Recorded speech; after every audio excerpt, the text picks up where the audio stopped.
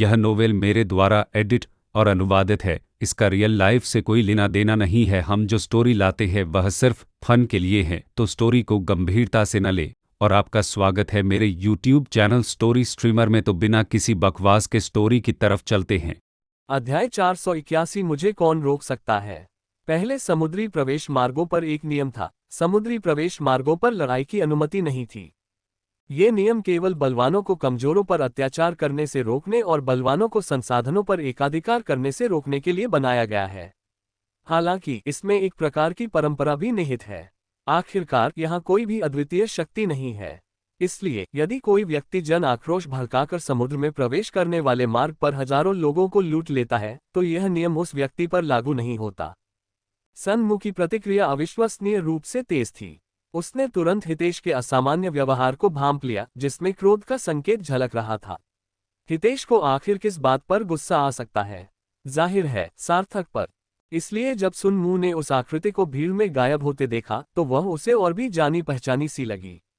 अगर सार्थक भाग न गया होता और राहगीर होने का नाटक करते हुए वहीं खड़ा रहता, तो सुन मू उसे शायद ही देख पाता।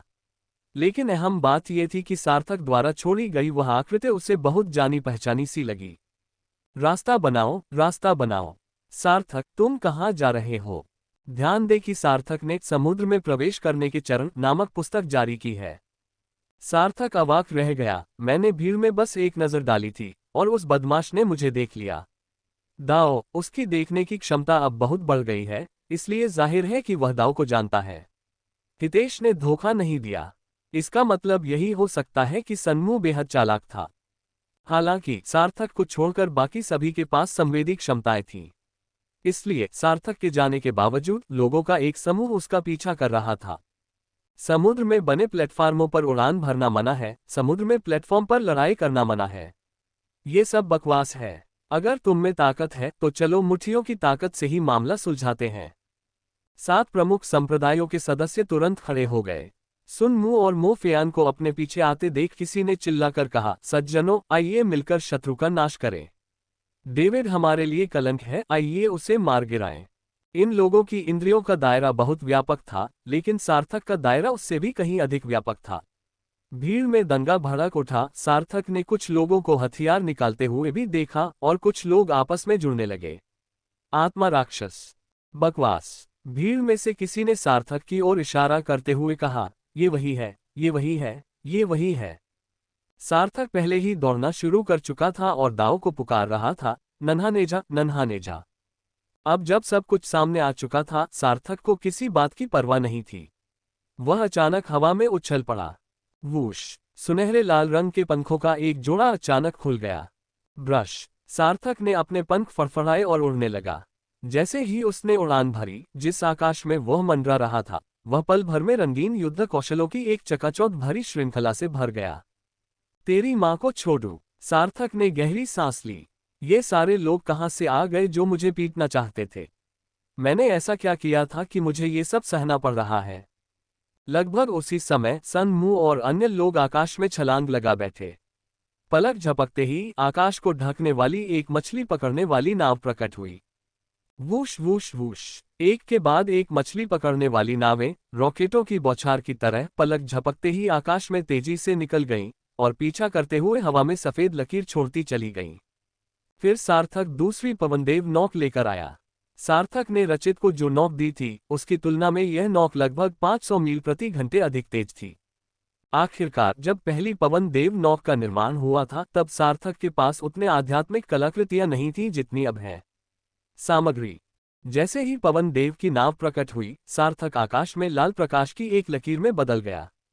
हालांकि सार्थक अभी ज्यादा दूर नहीं गया था कि उसने देखा कि एक और बेहद तेज गति वाली मछली पकड़ने वाली नाव किनारे से उसका पीछा कर रही है। अरे, एक भूतिया गति वाली दिव्य नाव! ये कहाँ से आए?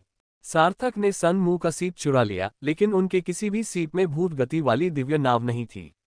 काओकियू के स्वभाव और सन मू और अन्य लोगों के प्रति उसकी नफरत को देखते हुए स्वाभाविक रूप से यह असंभव था कि वह इसे उन्हें दे दे।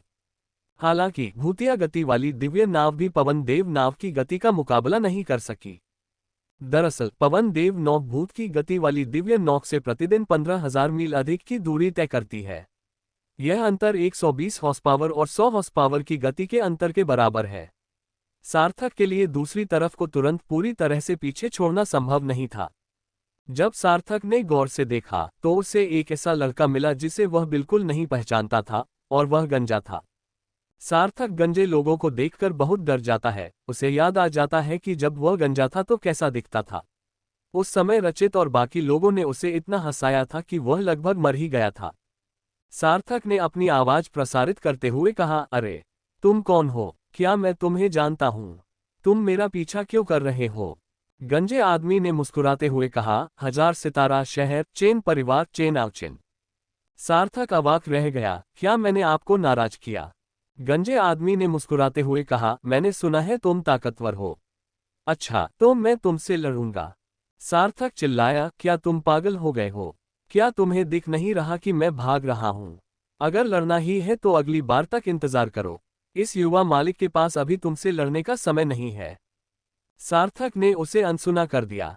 उसने चेन आओचेन के बारे में पहले सुना था। कहा जाता था कि महान कुलों के शिष्यों की युवा पीढ़ी में वह और काओ तियान मुक्केबाजी में माहिर योद्धा थे। काओ कियू ने चेन आओचेन का जिक्र कई बार किया है, लेकिन क्या वह बहुत पहले ही नहीं चला गया था? फिर वह अभी भी समुद्र प्रवेश द्वार पर कैसे है? सौभाग्यवश सार्थक की पवन देव नौक बहुत तेज थी।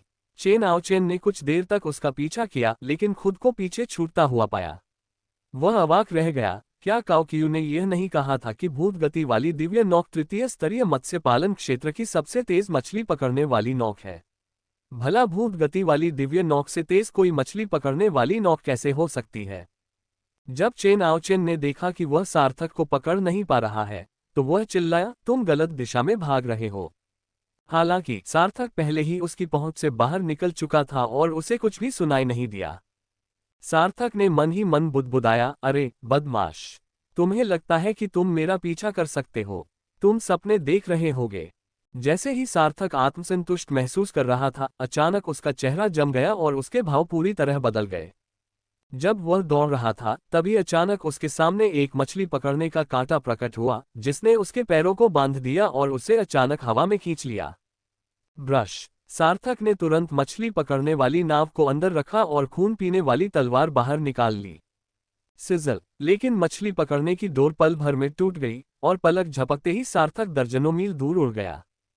1000 मील की मछली पकड़ने की तकनीक। निलंबित एंगलर नहीं, सस्पेंडेड एंगलर इतनी दूर नहीं है। इसी बीच दर्जनों मील दूर एक ड्रैगन नाव की छत पर एक लटके हुए मछुआरे ने धीरे से कहा, इस बच्चे की प्रतिक्रिया तो बहुत तेज है। इसने तो पलक झपकते ही अपनी मछली पकड़ने की डोर काट दी। सार्थक ने अपने पंख फैलाए और तुरंत उड़ान भर ली।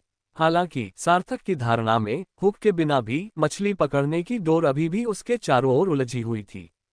धिक्कार है, ड्रैगन वाली नाव।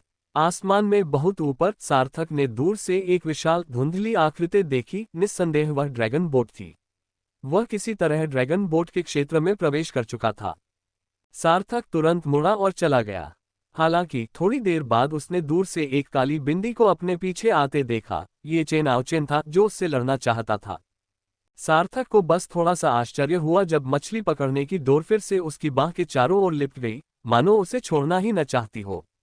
भाड़ में जाओ। सस्पेंडेड एंगलर ड्रैगन बोट के बाहर के मामलों में दखल दे रहा है। वांग बाहुआन मंत्र। टकराना। सार्थक के शरीर से भयानक ऊर्जा निकल रही थी। उसका चेहरा लाल हो गया था, उसकी मांसपेशियां थोड़ी उभरी हुई थीं और उसके शरीर में रक्त लगातार तेजी से बह रहा था। तो क्या हुआ अगर आप एक सस्पेंडेड एंगलर हैं? अगर आप इतने सक्षम हैं तो यहां आ जाए। सार्थक ने अपने दूसरे हाथ से मछली पकड़ने की डोर पकड़ ली और डोर के जबरदस्त बल ने ड्रैगन नाव पर लटके हुए मछुआरे को ऊपर खींच लिया। जैसे ही सार्थक ने मछली पकड़ने की डोर पकड़ी, लटके हुए मछुआरे के चेहरे के भाव एकदम बदल गए। सार्थक ने उसे हवा में खींच लिया और वह लगभग ड्रैगन नाव से बच निकला। वापस करना। एक धीमी सी चीख के साथ सस्पेंडेड एंगलर ने ड्रैगन नाव के शीर्ष से आध्यात्मिक ऊर्जा की एक धारा को मुक्त कर दिया। ड्रैगन नाव पर सवार कई लोग अचंभित थे। आखिर हुआ क्या? क्या नाव की छत फट गई? इसी बीच सार्थक ने चेन आओचेन को पलक झपकते ही आते देखा और तुरंत ठंडी मुस्कान के साथ कहा, आध्यात्मिक शक्ति की तुलना इस युवा स्वामी से करो, मैं तुम्हें बुरी तरह कुचल दूंगा। भन भन भन भन भन भन। लटके हुए मछुआरे ने मछली पकड़ने की डोर से बहने वाली शक्तिशाली आध्यात्मिक ऊर्जा का एक प्रवाह महसूस किया जो एक ही बिंदु पर आकर केंद्रित हो रही थी। क्या वह पहले से ही शून्य लोक को भेद सकता है? बूम! ड्रैगन नाव के शीर्ष पर भारी मात्रा में आध्यात्मिक ऊर्जा एक कानफाड़ देने वाली गर्जना के साथ फूट पड़ी। कई लोगों ने पहले ही देख लिया था कि ड्रैगन नाव के शीर्ष पर कोई हलचल मचा रहा है। चेन आओ, चेन चिल्लाया, सार्थक आओ और लड़ो।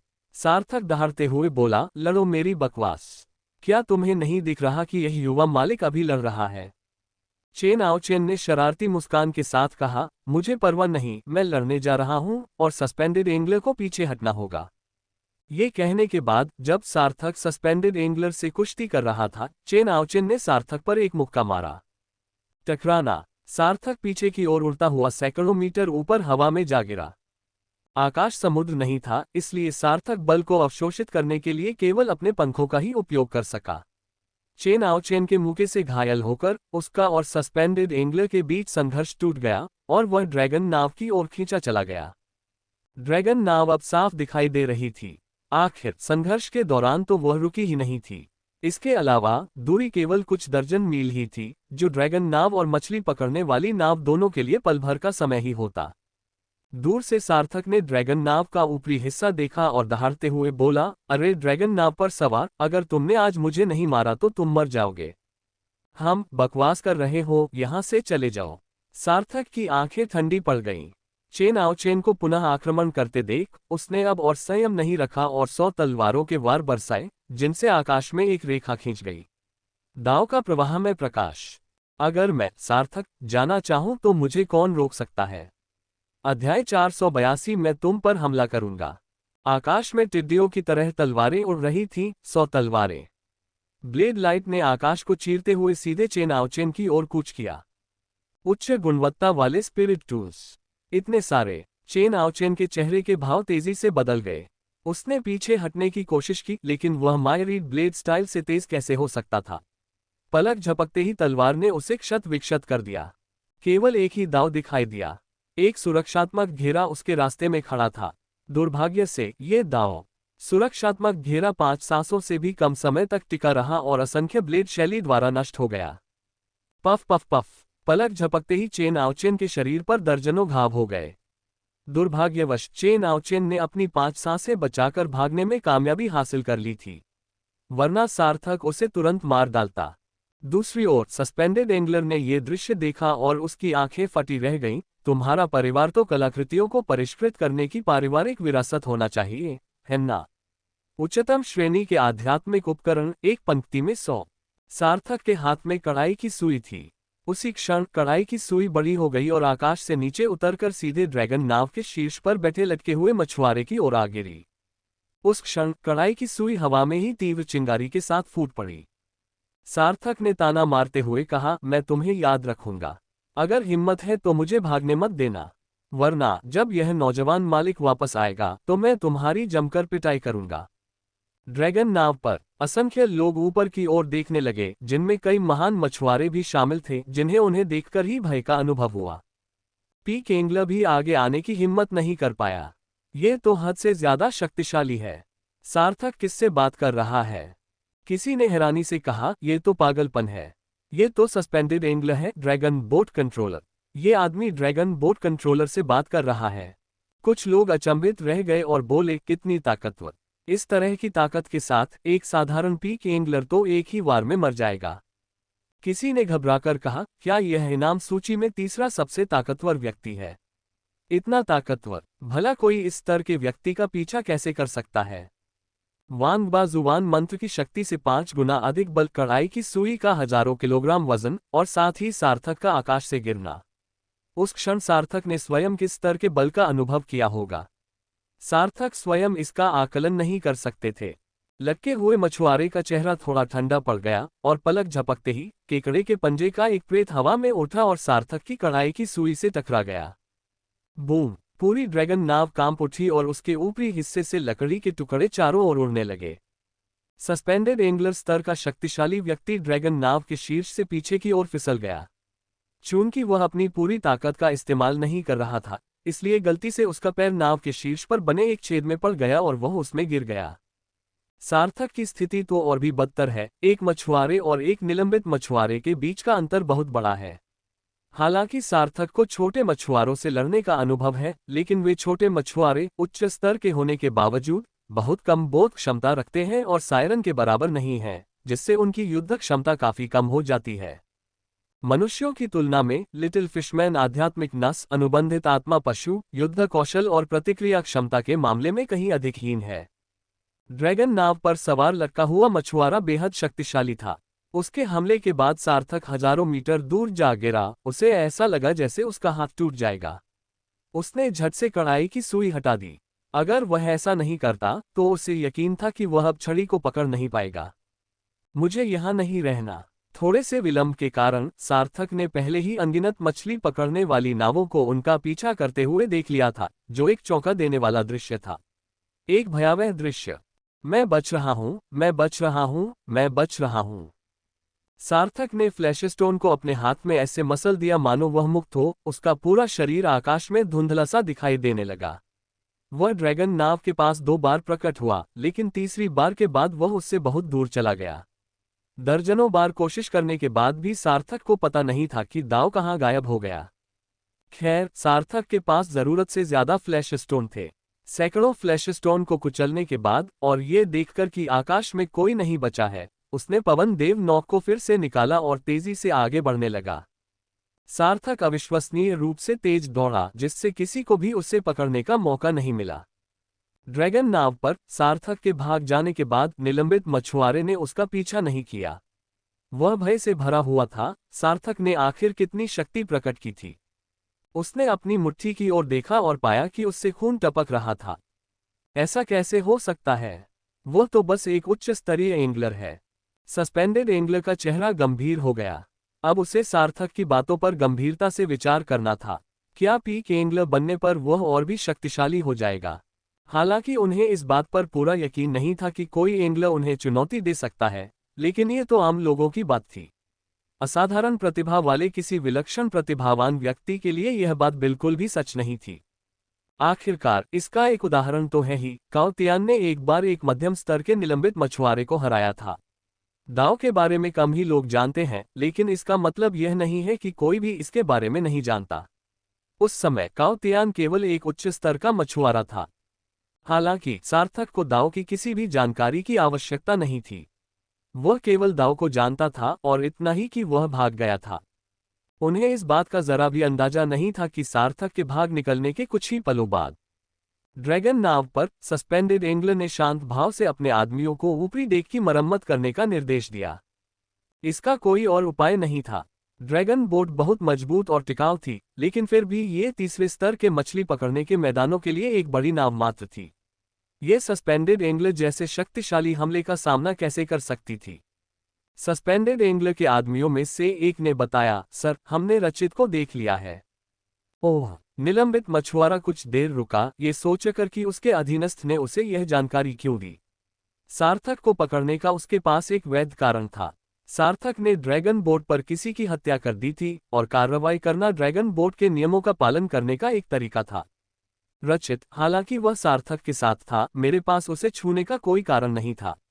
क्या यह अधीनस्थ अपना मानसिक संतुलन खो बैठा था? हालांकि उस सन्नाटे भरे क्षण में उसका अधीनस्थ अचानक गायब हो गया। उसने केवल एक परछाई को अपने चारों ओर लिपटते हुए देखा।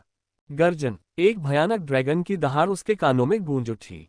तुरंत बाद प्रकाश की एक अतुलनीय रूप से शक्तिशाली तलवार उसकी गर्दन की ओर बढ़ी।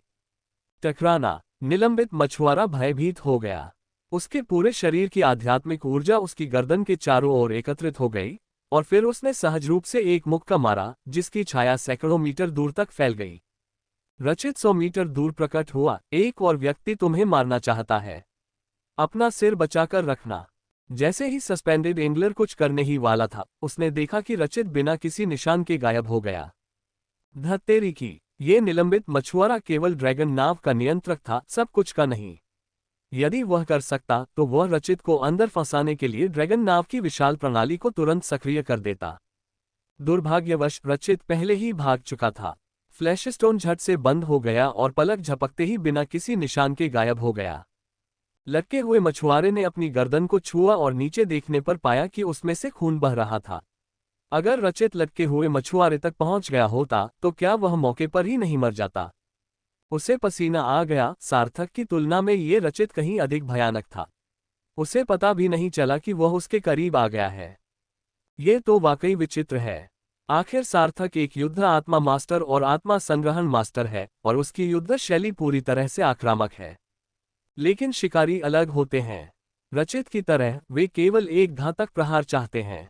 अगर हमला चूक जाता है तो वे 1000 मील दूर भाग जाते हैं। इस लटके हुए मछुआरे को भी सार्थक पर हमला करने का गुप्त रूप से पछतावा था। अपने अधीनस्थों की आंखों में भयभीत भाव देखकर सस्पेंडेड एंगलर ने ठंडे स्वर में कहा, क्या देख रहे हो? दफा हो जाओ। कुछ लोग जल्दी से माफी मांगकर भाग गए।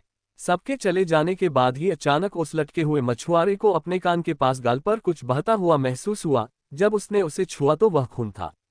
तुरंत बाद उसकी नाक से भी खून बहने लगा। मैं तो ... दरअसल लड़ाई यहीं खत्म नहीं हुई। मायरीड ब्लेड स्टाइल से वार किए जाने के बाद चेन आओचेन को गंभीर चोट नहीं आई, वह बस समुद्र में गिर गया। इस क्षण उसने खुद को दोषी ठहराया। उसने अपने प्रतिद्वंदी को कम आंका था, इतना कम कि उसने फ्यूजन मूव भी नहीं किया। Soul beast, contracted spirit beast का उपयोग किए बिना या यहां तक कि कॉम्बैट स्किल का भी उपयोग किए बिना।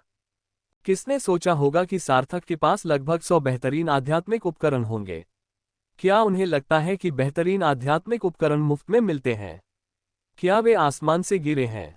आपको ये पता होना चाहिए कि महान कुलों के जो बच्चे प्रशिक्षण के लिए नीचे आते हैं, उन्हें भी अपने परिवारों से उच्च श्रेणी के आध्यात्मिक उपकरण नहीं मिलते, अन्यथा वे बिल्कुल भी प्रभावी नहीं होंगे। उसे ये संदेह करने का कारण है कि सार्थक के सभी उच्च श्रेणी के आध्यात्मिक उपकरण सी एंटरिंग स्टेप्स से आए हैं, और बहुत संभव है कि वे सी एंटरिंग स्टेप्स में हुए परिवर्तनों से संबंधित हों। सचमुच, चेन आओचेन द्वारा औषधीय गोली निगलने के कुछ ही क्षणों बाद समुद्र तल पर अचानक एक आकृति प्रकट हुई।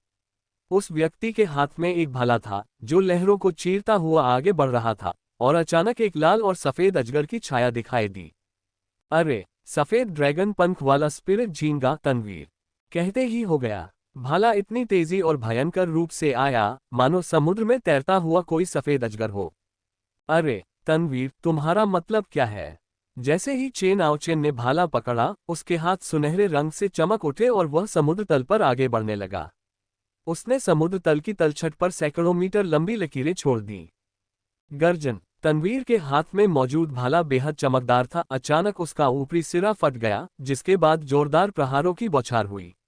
तनवीर का युद्ध कौशल विस्मयकारी है। उसका हर प्रहार अपार शक्ति से भरा होता है, जिससे समुद्र तल पर बार बार विस्फोट होते रहते हैं। चेन आओचेन के घाव अभी पूरी तरह ठीक भी नहीं हुए थे कि तनवीर ने उन पर तुरंत हमला कर दिया और अपने भाले से उन पर वार किया। सौभाग्य से वह युद्धकला में कुशल थे और उनका शरीर अत्यंत बलवान था, अन्यथा तनवीर के वार से अधिकांश लोग कुछ ही क्षणों में मारे जाते।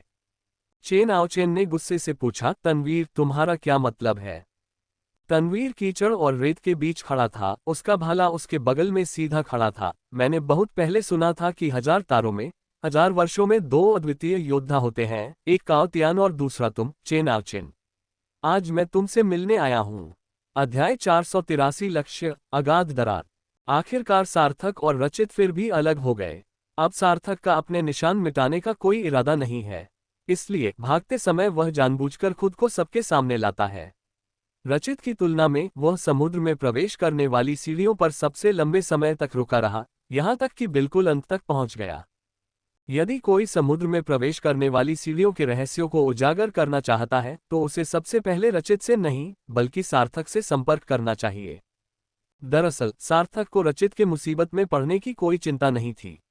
भागने और छिपने के मामले में रचित का कोई मुकाबला नहीं था।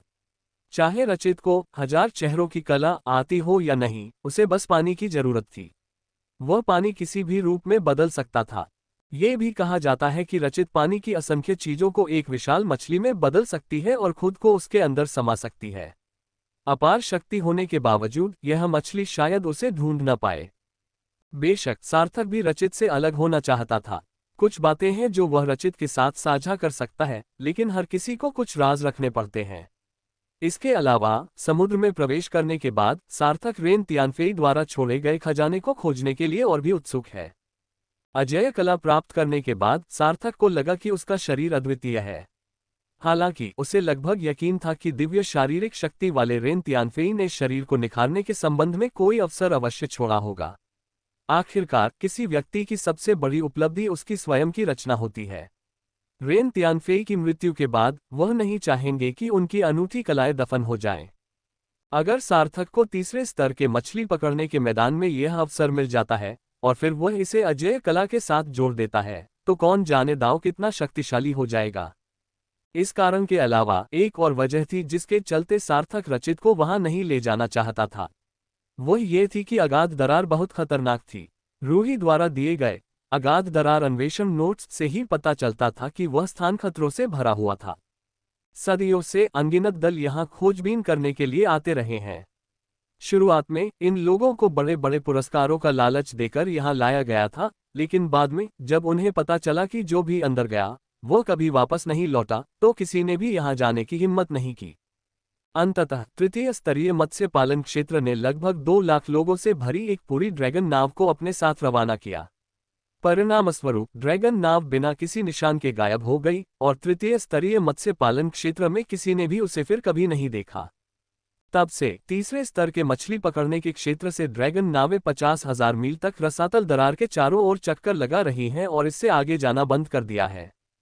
बेशक अगाध दरार अन्वेषण नोट्स में ये भी दर्ज है कि कुछ लोग अगाध दरार से वापस लौटे थे। हालांकि उनमें से अधिकांश या तो पागल हो गए या मानसिक रूप से अस्थिर हो गए। इन सभी लोगों में एक बात समान है, ये सभी बेहद पतले हैं। इनके अतिरिक्त अभिलेखों में अगाध दरार से संबंधित बड़ी संख्या में छोटी मोटी घटनाएं भी दर्ज हैं। उदाहरण के लिए एक बार कोई व्यक्ति अगाध दरार के पास सुनहरी मछलियों का पीछा करते हुए गलती से उसमें गिर गया। जब वह बाहर निकला तो वह एक अधेड़ उम्र का आदमी बन चुका था और मानसिक रूप से विक्षिप्त था।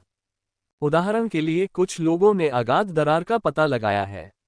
वे उसमें प्रवेश कर गए और कुछ ही समय बाद समुद्र के दूसरी ओर निकल आए, जो सैकड़ों हजारों मील की दूरी पर स्थित है।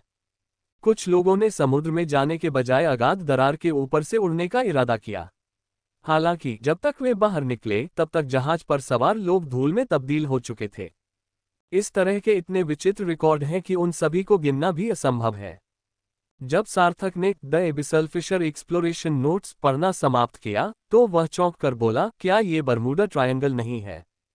सार्थक को लगा कि तारांकन the abyssal fisher exploration notes पढ़ना किसी अनसुलझे समुद्री रहस्य को सुझाने जितना ही रोमांचक था। ठीक वैसे ही जैसे अपने पिछले जीवन में जब उन्होंने दुनिया के सबसे भयावह निषिद्ध क्षेत्रों में से एक बरमूडा ट्रायंगल के बारे में जाना था, क्या ये वाकई उतना ही रहस्यमय नहीं था? चाहे विमान हो, क्रूज जहाज हो या कोई भी पोत, वे सब बिना किसी निशान के गायब हो सकते थे। अपने पिछले जीवन में सार्थक ने बरमूडा ट्रायंगल का अध्ययन किया था और यहाँ तक कि इसकी खोज करने पर भी विचार किया था। शुरुआती दिनों में लोग बस यही सोचते थे कि वहाँ का पानी अशांत है, तूफानों से भरा रहता है और उसमें पानी के नीचे भंवर बनते हैं। कुछ लोग तो यहाँ तक कहते थे कि वहाँ भेड़िए और सुनामी भी आती हैं।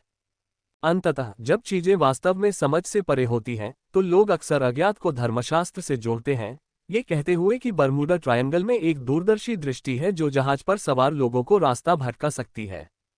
लेकिन जैसे जैसे प्रौद्योगिकी आगे बढ़ती है, सबसे उन्नत उपकरण भी खराब हो जाते हैं और हवाई जहाज भी गायब हो जाते हैं। उस समय लोगों ने चुंबकीय क्षेत्र की परिकल्पना प्रस्तावित करना शुरू किया, जिसे सर्वमान्य रूप से स्वीकार कर लिया गया। लेकिन कुछ अजीबोगरीब अक्सर समझ से परे घटनाएं भी हुईं, जैसे कि हवाई जहाज बरमूडा ट्रायंगल के ऊपर से उड़ रहे थे और बाहरी दुनिया में दशकों बीत रहे थे। क्या ये भी चुंबकीय क्षेत्र का मामला हो सकता है? सार्थक दाव के बारे में जानता था, लेकिन बरमूडा के बारे में वे अफवाहें सिर्फ अफवाहें ही थीं और वैज्ञानिक टीमों ने उन्हें स्पष्ट रूप से खारिज कर दिया था।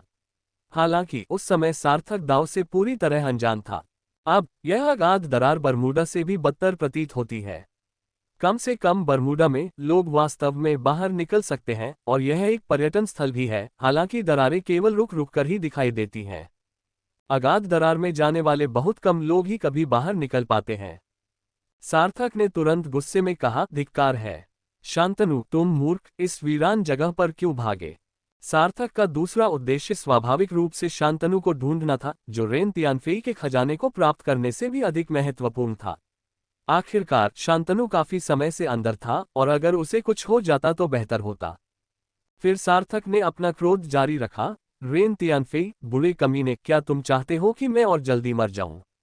तृतीय स्तरीय मत्स्य पालन क्षेत्र हजारों मील में फैला हुआ है, तुम कहीं और क्यों नहीं चुन सकते थे? तुमने खजाने को इस अगाध दरार में क्यों छिपाया? 3 दिन बाद सार्थक द्वारा अपनी मछली पकड़ने वाली नाव को अगाध दरार में ले जाने की खबर ड्रैगन बोट समुदाय में फैल गई, जिससे इसे सुनने वाले सभी लोग स्तब्ध रह गए। किसी ने हैरानी से कहा, वह तो भाग चुका है और कोई उसे पकड़ नहीं पा रहा। वह अगाध दरार की ओर क्यों भाग रहा है? क्या वह मौत को बुला रहा है? कुछ लोग अवाक रह गए, क्या ये पागलपन है? क्या यही आम लोगों और प्रतिभाशाली लोगों के बीच का अंतर है? क्या सभी प्रतिभाशाली लोग इतने साहसी होते हैं? कुछ लोगों ने उपहास उड़ाते हुए कहा, क्या प्रतिभा बेलगाम हो सकती है? ये तो अगाध दरार है। मैं तो अभी से ही विलक्षण प्रतिभाओं की एक पीढ़ी के पतन की कल्पना कर सकता हूँ। तीसरे स्तर के मछली पकड़ने के मैदान की पथरीली ढलानों के पास रचित प्रकट हुई। उसके सामने एक छोटी सी टीम कांपती हुई और चुपचाप खड़ी थी। अरे नहीं, वो आदमी शांतनु को बचाने गया है। इतनी बड़ी जगह है, वे उसे कैसे बचाएंगे? रचित, अरे क्या आप लोग यहाँ आसपास किसी ऐसे व्यक्ति को जानते हैं जो बहुत खाना खाता हो? ओह महोदया, ये तो बहुत पहले की बात है। रचित, बस करो ये बकवास। मुझे जानकारी चाहिए। अगर तुम मुझे जानकारी नहीं दोगे तो मैं तुम सबको समुद्र में फेंक दूंगा ताकि मछलियां तुम्हें खा जाएं। किसी ने उदास चेहरे से कहा, लड़की, हमें सच में नहीं पता। उद्धरण चिन्ह। अचानक किसी ने जल्दी से चिल्लाकर कहा, लड़की, तुम भूतिया जहाज से जानकारी खरीद सकती हो। तीसरे स्तर के मछली पकड़ने के मैदान के बारे में तो सभी जानते हैं, भूतिया जहाज की जानकारी सबसे सटीक होती है। हम तो बस अपनी किस्मत आजमाने आए हैं। रचित के चेहरे पर थोड़ी सख्ती आ गई और वह बुदबुदाया, भूतों का जहाज, बुराई की ढाल। ठीक है, तुम शांतनु को ढूंढो और मैं शियाओ कुआंकुंड और शियाओबाई को ढूंढने जाता हूँ। काओकियू और वांग टू स्वॉर्ड्स तीसरे स्तर के मछली पकड़ने के मैदान में 10,000 धुएं की घाटी के पास तैर रहे थे।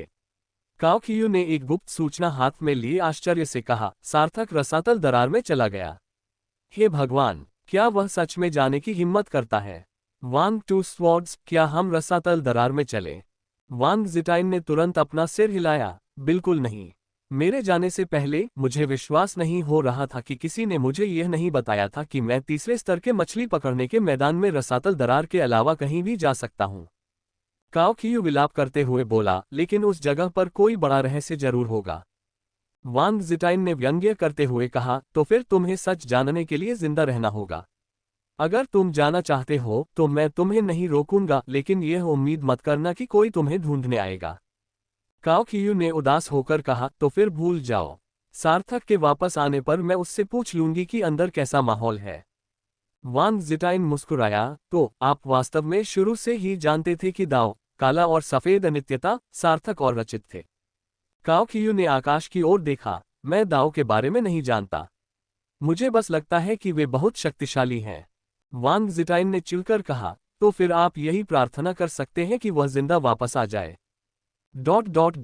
तनवीर इस समय एक गुप्त सूचना को हाथ में लिए ड्रैगन बोट की चौथी मंजिल पर स्थित एक कमरे में बैठा हुआ, विचारों में डूबा हुआ था। जहाज के बाहर आत्मा को सोखने वाली प्रणाली सक्रिय हो रही थी, लेकिन तनवीर को कुछ भी महसूस नहीं हुआ। मीनाक्षी कुछ नाश्ता लेकर आए और बोली, चिंता मत करो, वह बेवकूफ नहीं है। चूंकि वह बिना किसी झिझक के अगाध दरार में जा रहा है, तो उसके जाने का कोई कारण जरूर होगा। तनवीर का चेहरा गंभीर था, वह रचित को अपने साथ नहीं लाया, वह अकेला गया था। मीनाक्षी थोड़ी हैरान रह गई, वे अभी तक रचित से मिले भी नहीं थे।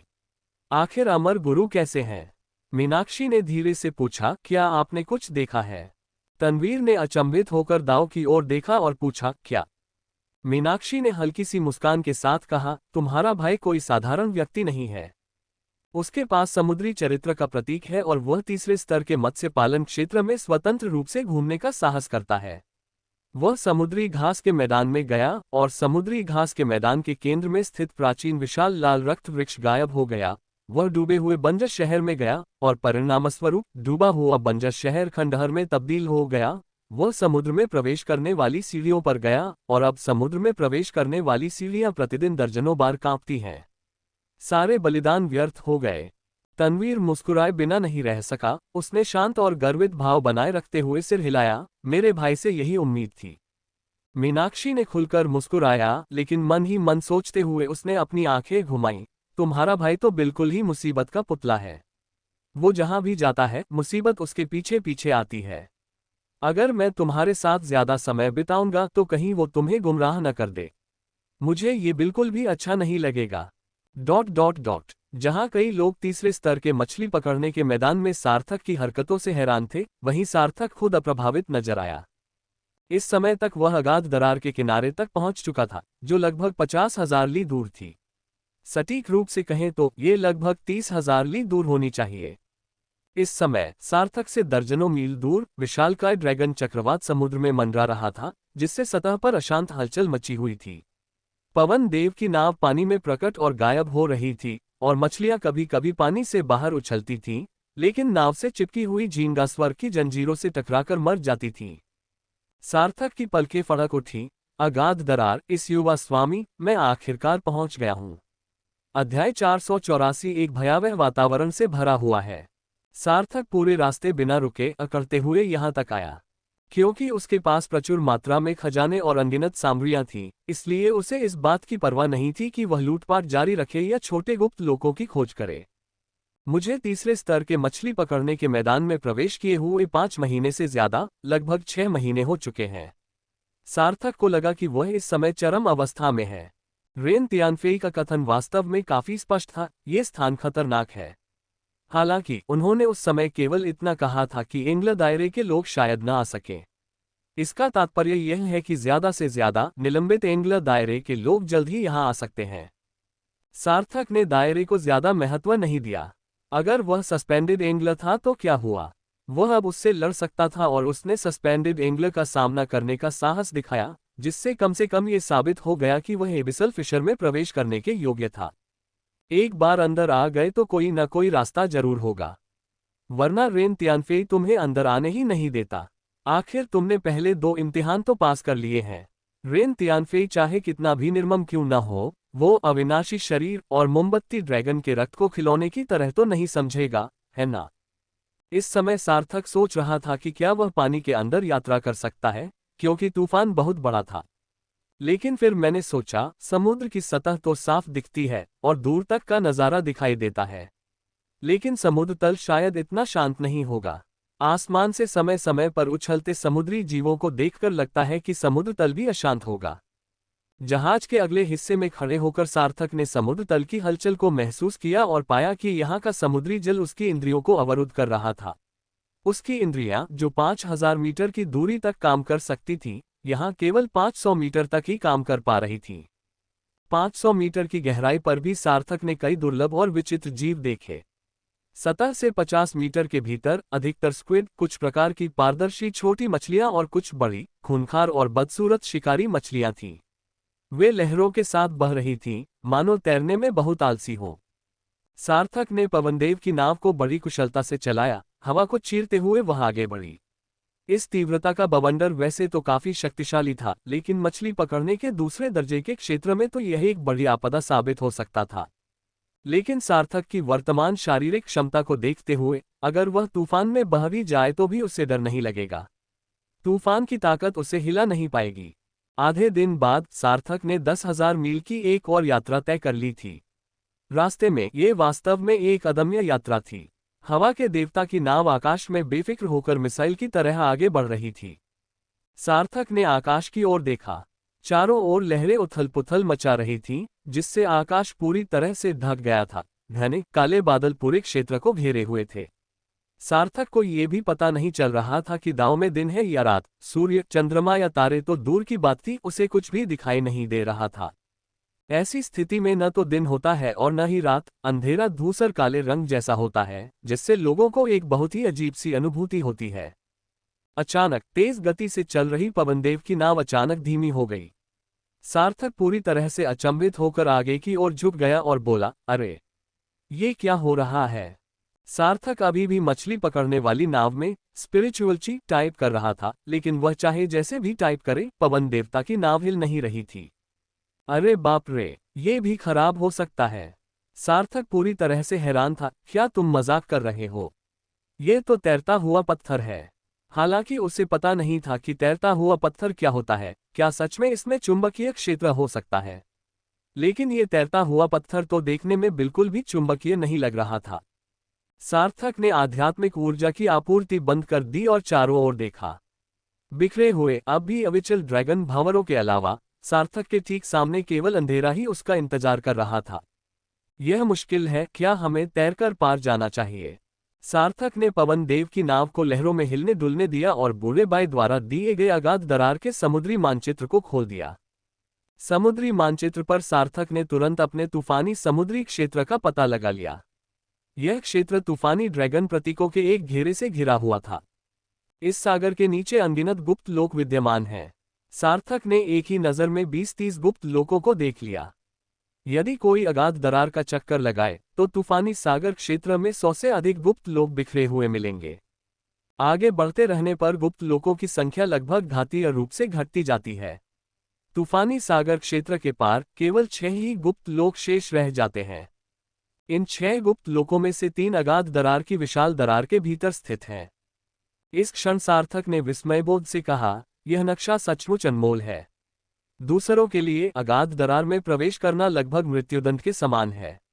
उनकी अपनी अकादमी के इस नक्शे में तो महादरार के भीतर गुप्त क्षेत्र का बिंदु भी अंकित है।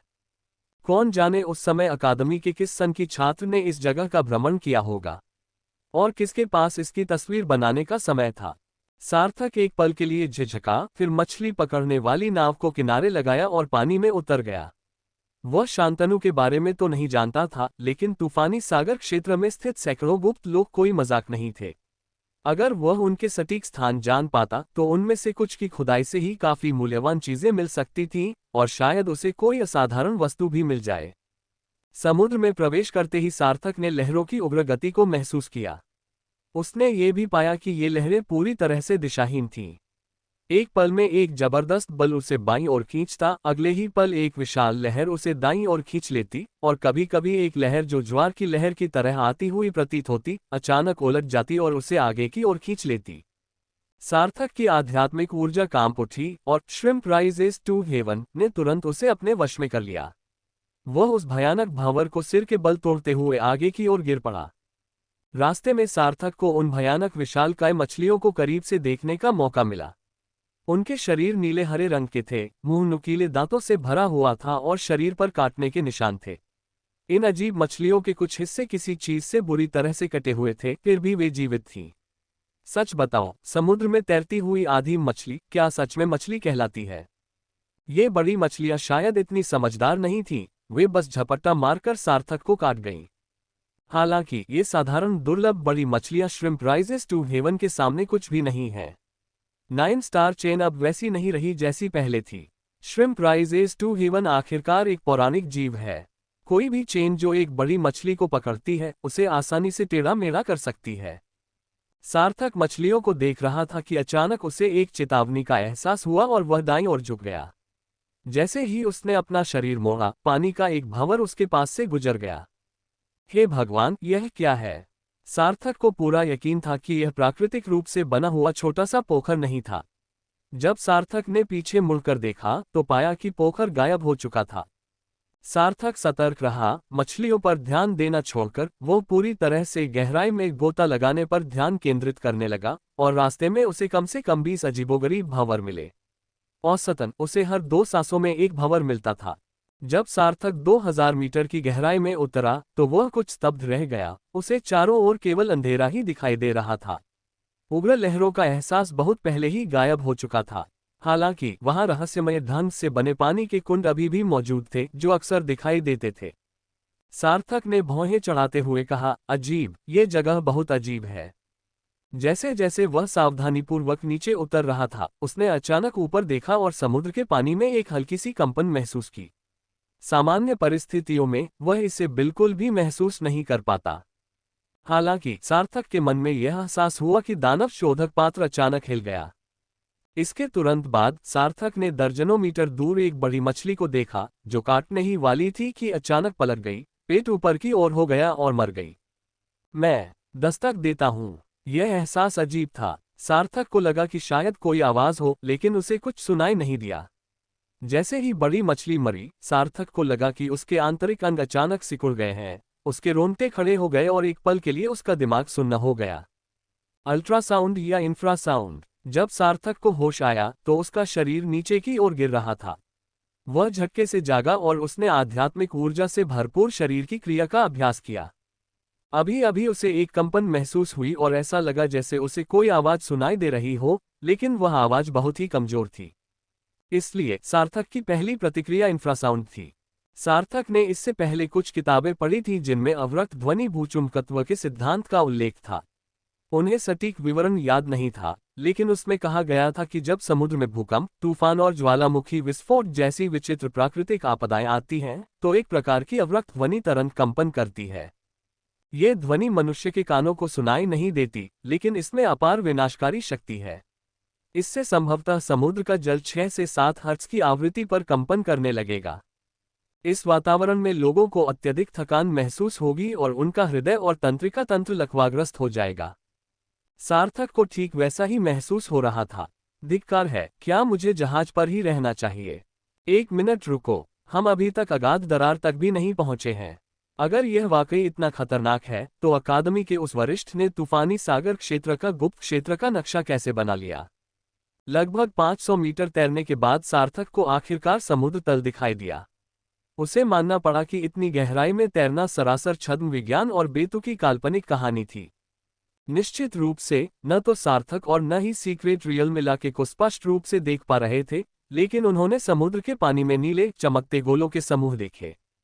सार्थक उत्सुकता से पास जाकर देखने लगा और उसने पाया कि यह न तो कोई जीवित प्राणी था और न ही कोई गोला, बल्कि एक सतह थी, कागज जितनी पतली चादर, या यूं कहें कि बिना मोटाई वाली चादर।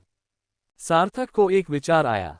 उसने लापरवाही से समुद्र तल से एक पत्थर उठाया और उसे नीली चमकती हुई प्लेट पर फेंक दिया। पत्थर प्लेट से टकराते ही गायब हो गया। बकवास। 485 पानी के नीचे की चीजें। सार्थक तुरंत पीछे हट गया, लगभग डर के मारे उसका पेशाब निकल गया। वह पत्थर नीली चमकती चादर में इस तरह धंसा हुआ था जैसे कोई द्वार हो। सार्थक ने चारों ओर हजारों नीली बत्तियों को देखा और थोड़ा हैरान रह गया। समुद्री मानचित्र पर तो ऐसा कोई इलाका था ही नहीं। क्या यह आदमी मुझसे मजाक कर रहा था? सार्थक ने नीले रंग की चमकती हुई चीजों को नजरअंदाज कर दिया। कौन जाने ये चीजें क्या हैं? अगर कोई इनमें गिर जाए तो क्या होगा? आखिर वो कहाँ जाकर रुकेगा? सार्थक समुद्र तल पर तेजी से आगे बढ़ा और 1 घंटे से अधिक समय के बाद नीली रोशनी गायब हो गई और उसे लगा कि वह आखिरकार नीली रोशनी से ढके क्षेत्र से बाहर निकल गया है। इसी क्षण उसकी नजर एक पत्थर के चबूतरे पर पड़ी, एक बहुत बड़ा और चौकोर पत्थर का चबूतरा। सार्थक का हृदय आनंद से उछल पड़ा। ये गुप्त लोकों में से एक था। उसे याद आया कि मछली की त्वचा के चित्र में एक बिंदु था जो छोटा सा बिंदु नहीं, बल्कि एक छोटा सा वर्ग था। वाह, आखिरकार हमें अपना पहला गुप्त क्षेत्र मिल ही गया। 6 द्वारों वाली तारा मछली के बिना सार्थक को अपने अधूरे आध्यात्मिक ज्ञान संग्रह ग्रंथ का उपयोग करके निश्चित क्षेत्र का पता स्वयं लगाना पड़ा। वह चबूतरे पर काफी देर तक तैरता रहा, लेकिन उसे एक भी समुद्री जीव दिखाई नहीं दिया।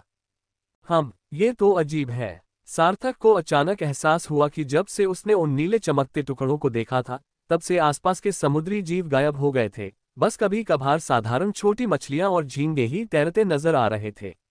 समुद्री क्लैम की प्रचुरता को देखते हुए उसे ऐसा बिल्कुल नहीं लग रहा था कि इस क्षेत्र में जीवन की कमी है। लेकिन सार्थक जब उस विशाल पत्थर के चबूतरे पर पहुंचा तो उसे कुछ अजीब सा लगा। चबूतरा बिल्कुल खाली था, दूर दूर तक कुछ भी दिखाई नहीं दे रहा था। वहां बस कुछ भोंगे चिपके हुए थे और कोई अन्य जीव नहीं था, यहां तक कि मछली या केकड़े भी नहीं। ऐसी विचित्र स्थिति निश्चित रूप से उसका ध्यान आकर्षित करेगी। हालांकि जब सार्थक गुप्त लोक की खोज कर रहा था, तभी एक और अजीब सा कंपन हुआ। इस कंपन के कारण सार्थक की आंखें सिकुड़ गईं और उसका दिमाग कुछ पलों के लिए थम सा गया। अजीबोगरीब कंपन शांत होने के बाद सार्थक ने तुरंत अपनी आंखें खोली।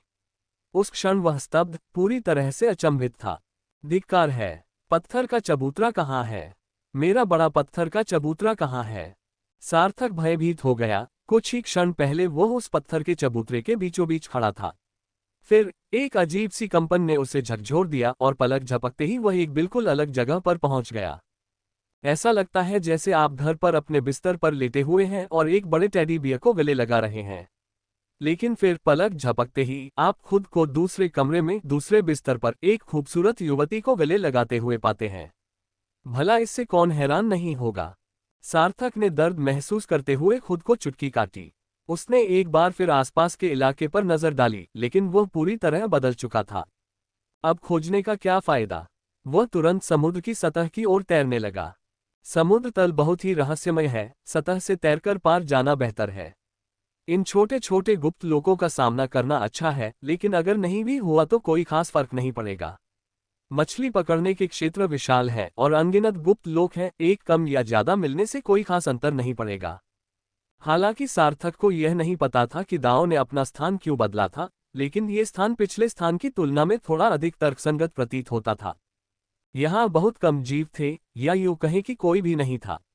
काफी देर तक धारा के विपरीत तैरने के बाद सार्थक को अंततः समुद्र में एक बड़ा घोंघा दिखाई दिया, जिसका आकार गुलदाउदी जैसा था और वह तैर रहा था।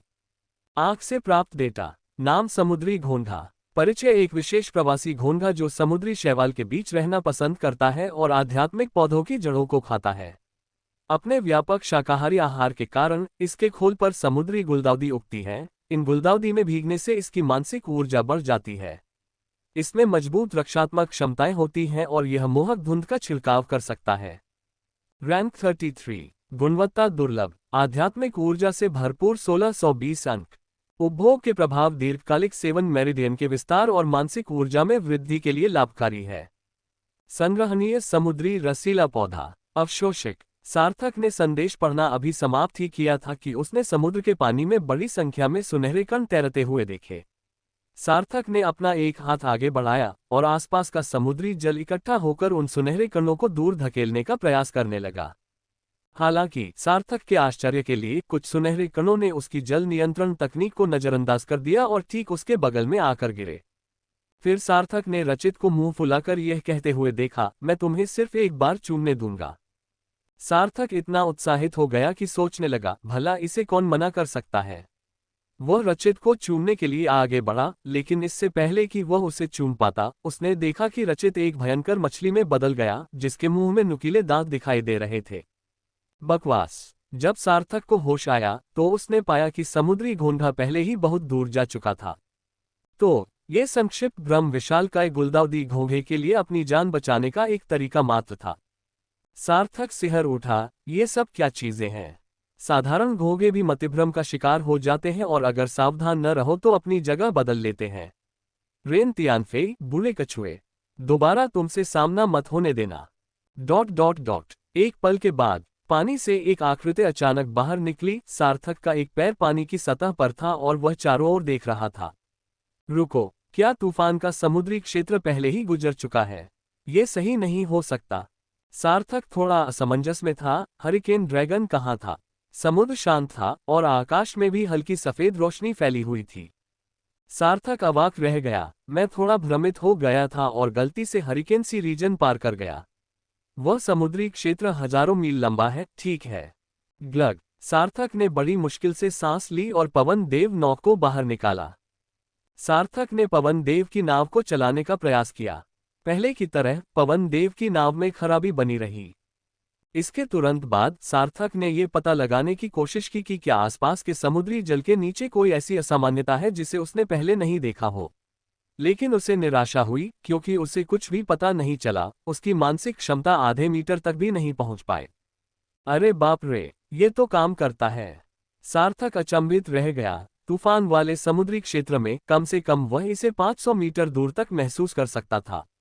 भले ही ये 10 गुना छोटा हो गया है, कम से कम वह इसे अभी भी महसूस कर सकता है। लेकिन यहाँ तो मानसिक ऊर्जा का उपयोग करके भी बाहरी पहचान करना असंभव है। ये कितना भयावह है। जैसे ही सार्थक घबरा रहा था, अचानक उसकी निगाहें सीधे सामने टिक गईं। उसकी दृष्टि में एक अंधेरा धुंधला जहाज उसकी ओर आता हुआ दिखाई दिया। उस पल सार्थक के पूरे शरीर में रोंगटे खड़े हो गए। दांव नाम की इस जगह पर सदियों से कोई नहीं आया था, तो यहाँ जहाज क्यों था? दुर्भाग्यवश यह जहाज बिना किसी भेदभाव के सीधे उसकी ओर बढ़ रहा था। सार्थक ने अपनी आंखें सिकोड़ी। उसकी कमर पर रक्त पीने वाली कृपाण प्रकट हुई। तैरती हुई ड्रैगन कृपाण उसके शरीर से बाहर निकलने के लिए तैयार लग रही थी और कढ़ाई की सुई उसके हाथ में थी। जहाज बहुत धीमी गति से पहुंचा। सार्थक तक पहुंचने में उसे कई सौ सांसें लग गईं। फुफकार। जैसे ही सार्थक ने जहाज को देखा, उसके शरीर के रोंगटे खड़े हो गए। नाव पर कोई नहीं था। वह समुद्री शैवाल से पूरी तरह ढकी हुई थी और कुछ जगहों पर तो सड़ भी चुकी थी, मानो उसे सैकड़ों वर्षों से छोड़ दिया गया हो। लेकिन ऐसा जहाज सीधे मेरी तरफ क्यों आएगा? इसका क्या मतलब है? क्या ये सचमुच का भूतिया जहाज है? सार्थक को इस बात पर यकीन नहीं हुआ। इस वीरान टूटे फूटे जहाज के उसके पास आने का कोई न कोई कारण तो जरूर होगा। अगर कारण जहाज पर नहीं था तो पानी के नीचे ही जरूर होगा। सार्थक ने तुरंत अपने हाथ में पकड़ी कढ़ाई की सुई को छोड़कर ड्रैगन रॉड उठा ली, कांटा पानी में फेंका और एक ही झटके में ये सब कर दिया। हालांकि सार्थक को घोर निराशा हुई, क्योंकि यह वास्तव में मछली पकड़ना बन गया। उसे मछली के कांटे के माध्यम से कोई मानसिक ऊर्जा महसूस नहीं हुई।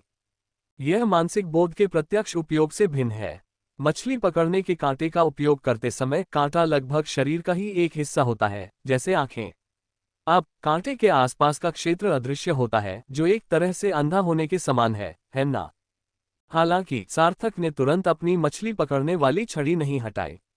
इसके बजाय उसने छड़ी को अपने बाएं हाथ से पकड़े रखा और अपनी नाव के बगल में शैवाल से ढकी हुई परित्यक्त मछली पकड़ने वाली नाव को कढ़ाई की सुई से कुरेदने लगा। Creek creek. सार्थक मुस्कुराया, तुम अब भी क्यों चिल्ला रहे हो? इस हालत में भी तुम चिल्ला रहे हो? सार्थक बड़बड़ा रहा था, लेकिन फिर भी उसने एक अजीब बात पर ध्यान दिया। कढ़ाई की सुई कितनी भारी थी, वह कितना ताकतवर था। उसने काफी देर तक जहाज को कुरेदा था और हालांकि जहाज चरमराया, उसे कोई नुकसान नहीं हुआ, जिसका मतलब था कि जहाज वास्तव में काफी मजबूत था। एक और अजीब बात यह है कि मछली पकड़ने वाली नाव के किनारे को जोर से दबाने के बावजूद भी मैं उसे खुद से दूर नहीं धकेल सका। यही तो सबसे अजीब बात है। सार्थक अचानक खड़ा हो गया। समुद्र बहुत शांत था। तैरता हुआ पत्थर बेकार था और मछली पकड़ने वाली नाव हिल भी नहीं पा रही थी। इसलिए उसे सोचना पड़ा कि क्या उसे इस सुनसान नाव पर चढ़ना चाहिए। बेशक उसके पास एक और विकल्प था, पानी में कूदकर खुद देखना कि पानी के नीचे क्या है। फिर से सोचने के बाद सार्थक को याद आया कि जब वह समुद्र से बाहर आया था तो उसे केवल एक गुलदाउदी घोंघा मिला था। उसने सोचा कि पानी के नीचे और कुछ नहीं होना चाहिए। उसे विश्वास नहीं था कि उसकी वर्तमान ताकत के साथ पानी के नीचे ऐसी कोई चीज है जो उसे मार सकती है। तो उसने गहरी सांस ली और बोला, ये युवा मालिक देखना चाहता है कि तुम क्या क्या करतब दिखाने वाले हो। अध्याय 486 पानी के नीचे का नाविक। ये स्पष्ट नहीं है कि दाऊ ने ऐसा क्यों किया, लेकिन अगर यह सार्थक के पिछले व्यवहार पर आधारित होता तो ऐसी अजनबी जगह पर उसका पहला विचार भाग जाने का ही होता। लेकिन इस समय कुछ भी न जानते हुए उसके मन में यह विचार आया कि जाकर देख लिया जाए। इसके अलावा सार्थक ने अनजाने में अपनी मुठ्ठियां भींच ली, जिससे उन पर एक हल्की सुनहरी रोशनी छा गई। अजय कला अनजाने में सक्रिय हो गई। धड़ाम। जैसे ही सार्थक पानी में उतरा, उसे सबसे पहले ठंड का एहसास हुआ और वह थोड़ा असहज महसूस करने लगा। कुछ ही मिनट पहले वह पानी से बाहर आया था और उसे ऐसा महसूस नहीं हो रहा था। क्या यह अचानक बदलाव महज इसलिए हुआ क्योंकि एक परित्यक्त मछली पकड़ने वाली नाव वहां से गुजरी? सार्थक ने तुरंत नीचे परित्यक्त मछली पकड़ने वाली नाव की ओर देखा। वहां जो कुछ उसने देखा वह मात्र भयावह ही नहीं था, सार्थक को लगा जैसे वह फटने वाला हो। आश्चर्यजनक रूप से सार्थक के विचार में परित्यक्त मछली पकड़ने वाली नाव के तल पर एक व्यक्ति था। सच कहें तो वह अब इंसान भी नहीं रह गया था, वह एक सूखे हुए मानव शरीर में बदल गया था। उसकी आंखों में केवल 2 काले छेद बचे थे और उसकी हड्डियां स्पष्ट रूप से दिखाई दे रही थीं, मांस का कोई नामोनिशान नहीं था। आप कौन हैं? उस व्यक्ति के जवाब का इंतजार किए बिना ही सार्थक की आंखों ने निम्नलिखित बातें कह दी। नाम भूत नाविक। विवरण एक अज्ञात शक्ति द्वारा नियंत्रित शव, जिसकी त्वचा कांस्य और हड्डियां लोहे की हैं, जो सस्पेंडेड एंगलर से भी अविचलित है। यह अमृत प्राणियों में से एक है, लेकिन इसमें बुद्धि का कोई अंश नहीं है। ये केवल एक जलमार्ग नाविक के रूप में विद्यमान है। रैंक कोई नहीं, गुणवत्ता कोई नहीं, इसमें आध्यात्मिक ऊर्जा समाहित है कोई नहीं, अवशोषक नहीं। सार्थक की पलकें बार बार फड़क रही थी क्योंकि वह खुद को शांत करने की कोशिश कर रहा था। क्या वह कोई अमर प्राणी है? क्या वह लटके हुए मछुआरे के नीचे भी अविचलित है? लेकिन शायद वह ठीक ही था। इस समय सार्थक भूतिया नाविक को मारने या न मारने के बारे में नहीं सोच रहा था, बल्कि नाविक शब्द के बारे में सोच रहा था। चूंकि यह नाव चलाने के बारे में है तो इसका कोई अंत बिंदु और गंतव्य तो होना ही चाहिए, है ना? इसके अलावा क्या नौक सेवा की आवश्यकता का कारण यह नहीं है कि एक निश्चित खंड पूरी तरह से अगम्य है, जिसके कारण नौक सेवा की आवश्यकता होती है? सार्थक ने एक पल सोचा, फिर पानी से बाहर छलांग लगा दी। इसके बाद सार्थक ने पवन देव की नाव को एक तरफ रखा और भूतिया जहाज पर कूद गया। क्रीक। सार्थक ने घृणा से भौहें सिकुड़ी और उस शैवाल पर पैर रख दिया जिसे वह पहचान नहीं पा रहा था। हर कदम के साथ हरे रंग का चिपचिपा मटमैला तरल पदार्थ का एक धब्बा बनता जा रहा था। इसे भले ही समुद्री शैवाल कहा जाता है, लेकिन ये किसी काय की तरह दिखती है। मुझे लगता है कि वह शैतानी शोधक पात्र इसके बारे में कोई जानकारी देने की जहमत भी नहीं उठाएगा। सार्थक ने मछली पकड़ने वाली नाव का निरीक्षण किया। उसका ढांचा काफी समय से क्षतिग्रस्त था, लकड़ियां झुकी हुई और ढह गई थीं, और वह घनी हरी काई से ढकी हुई थी। मछली रखने का डिब्बा पहले से ही क्षतिग्रस्त था और पास के तख्ते भी टूटे हुए थे। ऊपर से नीचे देखा जा सकता था और नाव का निचला हिस्सा भी टूटा हुआ था। सार्थक नाव के निचले हिस्से से नाविक की दो पसलियां भी देख सकता था। धिक्कार है, जो हो गया सो हो गया। हमारे पैरों के नीचे पड़ी परित्यक्त मछली पकड़ने वाली नाव पहले ही हिलना शुरू कर चुकी थी, शांत समुद्र पर हल्की लहरों के साथ दूर के अंधेरे में धीरे धीरे आगे बढ़ रही थी। सार्थक जहाज के अगले हिस्से में एक मूर्ति की तरह खड़ा था, एक हाथ कमर पर रखे हुए, लेकिन वह जरा सी भी हलचल पर अपनी तलवार निकाल सकता था। इस प्रकार वे पूरे 3 घंटे तक स्थिर खड़े रहे। यद्यपि मछली पकड़ने वाली नाव धीमी गति से चल रही थी, फिर भी उसने लगभग 2000 लीग लगभग 1000 किलोमीटर की दूरी तय की। सार्थक का अनुमान था कि यह संभवतः अगाध दरार के मुख्य क्षेत्र के निकट ही माना जा सकता है। किसी भी स्थिति में यह अभी भी 20,000 मील दूर नहीं भटक सकता। सार्थक का अनुमान था कि यह अब लगभग 10,000 से 15,000 मील दूर है। यह महज अटकलबाजी नहीं है। एक बार जब आप हरिकेन सी रीजन को पार कर लेते हैं तो आप एबिसल फिशर से 20,000 किलोमीटर के दायरे में आ जाते हैं। और धाराओं के अनुसार यदि आप हरिकेन सी रीजन के करीब होते तो पानी की सतह इतनी शांत नहीं होती। गड़गड़ाहट। अचानक सार्थक ने अपनी पेट की ओर देखा। दाव को पता नहीं था कि यह कब शुरू हुआ, लेकिन सार्थक को हमेशा लगता था कि उसके साथ कुछ गड़बड़ है। जब उसके पेट में गुड़गुड़ाहट होती तो उसे अचानक एहसास होता कि उसे भूख लगी है। सार्थक को लंबे समय से भूख नहीं लगी थी, क्योंकि आध्यात्मिक ऊर्जा के साथ वास्तव में भूख का एहसास नहीं होता। इस बात से भ्रमित मत होइए कि स्कूल में हमें हर दिन विशेष भोजन मिलता है, ये वास्तव में केवल हमारी भूख मिटाने के लिए है। अगर हम नहीं खाएंगे तो हमें भूख नहीं लगेगी, और अगर हम बहुत खा भी लें तो भी हमारा पेट नहीं भरेगा। जब तक हमारी आध्यात्मिक ऊर्जा सक्रिय है, वह भोजन को पचा सकती है। हालांकि इस समय सार्थक हे आध्यात्मिक ऊर्जा से भरपूर थे। उन्होंने आकाश की ओर देखा, वहां आध्यात्मिक ऊर्जा के कई छोटे छोटे कण बिखरे हुए थे। लेकिन अगर आध्यात्मिक ऊर्जा इतनी प्रचुर मात्रा में थी तो उन्हें भूख क्यों लग रही थी? सार्थक सोच में डूबा हुआ था, तभी उसने समुद्र की सतह पर तैरती हुई छोटी नीली मछलियों का एक समूह देखा। धड़ाम। सार्थक ने उनमें से एक को पानी से बाहर छलांग लगाते हुए भी देखा। वह हथेली के आकार का था, पूरी तरह से नीला, और उसके पंख फूलों की पंखुड़ियों की तरह सुंदर थे। उसका पेट गर्भवती महिला की तरह गोल और फूला हुआ था, जो काफी आश्चर्यजनक था। किस प्रकार की मछली? उसकी आंखों में एक भी जानकारी का अंश नहीं था, जिससे सार्थक का दिल घबरा गया। ये छोटी मछलियां स्पष्ट रूप से उच्च कोटि की नहीं हैं। सार्थक को तो इस बात पर भी संदेह था कि क्या वे लड़ भी सकती हैं। मौजूदा दानव शोधन पात्र की तो बात ही छोड़िए, पुराने दानव शोधन पात्र को भी इन्हें पहचानने में कोई समस्या नहीं होगी। लेकिन तथ्य उसके सामने ही थे। छोटी नीली मछलियों का समूह खुशी खुशी उसके पास से तैरता हुआ गुजरा और कभी कभी अपनी मछली जैसी आंखों से उसकी ओर देखता रहा। सार्थक हंसते हुए बोला, तुम्हारे अंदर तो बड़ी हिम्मत है ना? तुरंत ही उसने अपनी मछली पकड़ने वाली छड़ी निकाली और कांटा फेंका। सार्थक ने सोचा कि वह गोवेन तकनीक, फ्लैश हुक तकनीक या थाउजेंड एंटेंगलिंग सिल्क का उपयोग करके उन्हें आसानी से पकड़ सकता है। हालांकि जैसे ही कांटा पानी में गिरा, ये छोटी मछलियां पल भर में एक नीली रोशनी समुद्री पानी में प्रकाश की धारा की तरह झिलमिला उठी, जिससे मछली पकड़ने वाली छड़ी के लिए ये जानना असंभव हो गया कि कहां से शुरू करना है। सार्थक ने कई बार कोशिश की, सीधे नीली रोशनी पर कांटा डाला, लेकिन हर बार जब उसे लगा कि उसने कांटा फंसा लिया है, तब भी कोई मछली चारा नहीं लेती थी। ये दिलचस्प है। चलो मैं तुम्हें अपनी शून्य भेदन कला की शक्ति दिखाता हूँ। सार्थक ने अपनी मछली पकड़ने वाली छड़ी को खींचा और जल्द ही छोटी नीली मछलियां अपनी नीली चमक वाली अवस्था से सामान्य अवस्था में लौट आईं। सार्थक ने फिर से अपना कांटा फेंका और इस बार कांटा अचानक छोटी नीली मछली के सिर पर आ लगा। उन्हें रोशनी में बदलने का भी समय नहीं मिला। सार्थक मुस्कुराया, घमंडी, अभिमानी, लेकिन फिर भी मैंने तुम्हें पकड़ ही लिया, है ना? हालांकि सार्थक की मुस्कान उस क्षण जम गई जब उसने उसे खोला, क्योंकि कांटे पर लगी छोटी नीली मछली धमाके के साथ फट गई। इसमें कोई शक्ति नहीं थी, ये बस फट गया।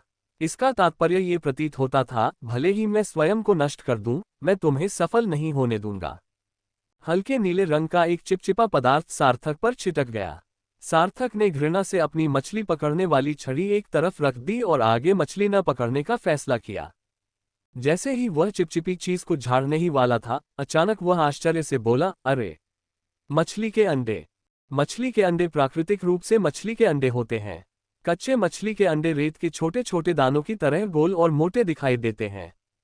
हालांकि सार्थक को यह देखकर आश्चर्य हुआ कि मछली के पेट के अंदर मछली के इतने सारे अंडे थे। सार्थक एक बार फिर विशाल हजार लोगों के चमत्कारों को देखकर आश्चर्यचकित रह गया। ये छोटी नीली मछलियां, जिनमें से प्रत्येक का पेट गोल और फूला हुआ था, इतनी बड़ी होने के लिए वे क्या खाती थीं? सार्थक को बस थोड़ी सी जिज्ञासा थी और उसका आगे जांच पड़ताल करने का कोई इरादा नहीं था। आखिर ये छोटी नीली मछलियां उसके लिए किसी भी तरह का खतरा नहीं थीं। 1 और घंटा बीत गया और सार्थक ने फिर से माथे पर शिकन डाली। उसे भूख बढ़ती जा रही थी और वह महसूस कर सकता था कि उसकी ऊर्जा खत्म होती जा रही है। कुछ तो गड़बड़ है। सार्थक का चेहरा धीरे धीरे गंभीर हो गया। उसकी ऊर्जा क्षीण होती जा रही थी। अगाध दरार में प्रवेश किए हुए 1 दिन से अधिक समय बीत चुका था। महज 1 दिन में उसकी सारी ऊर्जा खत्म हो गई। ये तो मजाक है। सार्थक ने तुरंत खाने के लिए एक बड़ा बर्तन लगाने के बजाय आध्यात्मिक ऊर्जा से शरीर को भर देने की प्रक्रिया शुरू कर दी। उन्होंने ये देखने के लिए अपने आप को आध्यात्मिक ऊर्जा से घेर लिया कि क्या उन्हें अभी भी भूख लगती है। कुछ देर बाद सार्थक के होठों पर मुस्कान आ गई। आध्यात्मिक ऊर्जा से भरपूर शरीर अपना काम कर रहा था। आध्यात्मिक ऊर्जा से भरपूर शरीर के साथ बिताए 1 घंटे के दौरान सार्थक को भूख बिल्कुल भी नहीं लगी। हालांकि एक और सवाल उठता है, एक सामान्य मछुआरे का आध्यात्मिक ऊर्जा से भरपूर शरीर इसे कितने समय तक सहन कर सकता है? दरअसल जैसे जैसे सार्थक का विकास हुआ, उसने पाया कि आध्यात्मिक ऊर्जा से भरपूर शरीर के लिए आवश्यक ऊर्जा भी उसके क्षेत्र और पद के विकास के साथ बढ़ती गई। हालांकि ये वृद्धि अपरिहार्य नहीं है और इसे पूरी तरह से नियंत्रित किया जा सकता है। उदाहरण के लिए फिशरमैन दायरे को स्पिरिचुअल एनर्जी सर्जिंग बॉडी को सपोर्ट करने के लिए 50 पॉइंट स्पिरिचुअल ची की आवश्यकता होती है। इसलिए इंग्ल दायरे के ब्रह्मांड को अभी भी आध्यात्मिक ऊर्जा के प्रवाह को बनाए रखने के लिए 50 अंकों की आवश्यकता है। हालांकि इंग्ल दायरे के ब्रह्मांड में आध्यात्मिक ऊर्जा के 50 अंक फिशरमैन दायरे की तुलना में अधिक व्यवहारिक और टिकाऊ हैं। इसमें काफी सुधार हुआ है, लेकिन बस इतना ही। समान 50 अंक की आध्यात्मिक ऊर्जा वृद्धि शक्ति के साथ भी प्रभाव को दोगुना करने पर भी समान स्तर के शक्तिशाली प्रतिद्वंद्वी को एक ही प्रहार में हराना संभव नहीं होता। इसलिए युद्ध में आध्यात्मिक ऊर्जा वृद्धि शक्ति की मात्रा आमतौर पर प्रतिद्वंद्वी की शक्ति के आधार पर समायोजित की जाती है। सार्थक ने गणना की कि प्रति श्वास न्यूनतम 50 आध्यात्मिक ऊर्जा का उपयोग करते हुए 1 घंटे में कम से कम 1000 श्वासें खर्च होंगी। इसलिए 1 घंटे के लिए 50,000 आध्यात्मिक ऊर्जा की आवश्यकता होगी। सार्थक की सांसें थम गईं। एक साधारण स्पिरिट गैदरिंग मास्टर भी इसे सहन नहीं कर सकता। अगर यह स्पिरिट गैदरिंग मास्टर नहीं है, तो कोई आध्यात्मिक ऊर्जा से भरे शरीर को कब तक संभाल सकता है? अध्याय 487 धुंध में सार्थक के दिमाग में सबसे उत्तम समाधान यह आया कि 2 स्पिरिट गैदरिंग मास्टर्स आमने सामने खड़े हों और एक दूसरे में आध्यात्मिक ऊर्जा प्रवाहित करें। इस तरह दोनों पक्ष ब्रह्मांड में मौजूद आध्यात्मिक ऊर्जा का उपयोग करके एक दूसरे को आध्यात्मिक ऊर्जा से भरपूर अवस्था में बनाए रख सकते हैं। इस विधि से भी बात नहीं बनती। सैद्धांतिक रूप से स्पिरिट गैदरिंग मास्टर केवल एक आध्यात्मिक ऊर्जा संचारक यंत्र है, जो स्वयं को एक संवाहक के रूप में उपयोग करके आध्यात्मिक ऊर्जा के प्रवाह को नियंत्रित करता है। लेकिन इसका यह अर्थ नहीं है कि शरीर से गुजरने वाली आध्यात्मिक ऊर्जा अनिवार्य रूप से व्यक्ति की अपनी ही हो। इसके विपरीत स्पिरिट गैदरिंग मास्टर लगातार आध्यात्मिक ऊर्जा का संग्रहण करते रहते हैं, जिससे बदले में उनके अपने शरीर के भीतर की आध्यात्मिक ऊर्जा कम होती जाती है। खपत भले ही कम हो, लेकिन अंततः ये खत्म हो जाएगी। इसके अलावा ये निश्चित रूप से 8 घंटे के भीतर या उससे भी कम समय में समाप्त हो जाएगी। ऐसा इसलिए है क्योंकि स्पिरिट गैदरिंग मास्टर लगातार आध्यात्मिक ऊर्जा एकत्रित करते हैं, जिससे न केवल स्वयं की आध्यात्मिक ऊर्जा की खपत होती है, बल्कि मानसिक ऊर्जा भी कम हो जाती है। हाँ, इसमें कोई आश्चर्य की बात नहीं। सार्थक के होठों पर हल्की सी मुस्कान आ गई।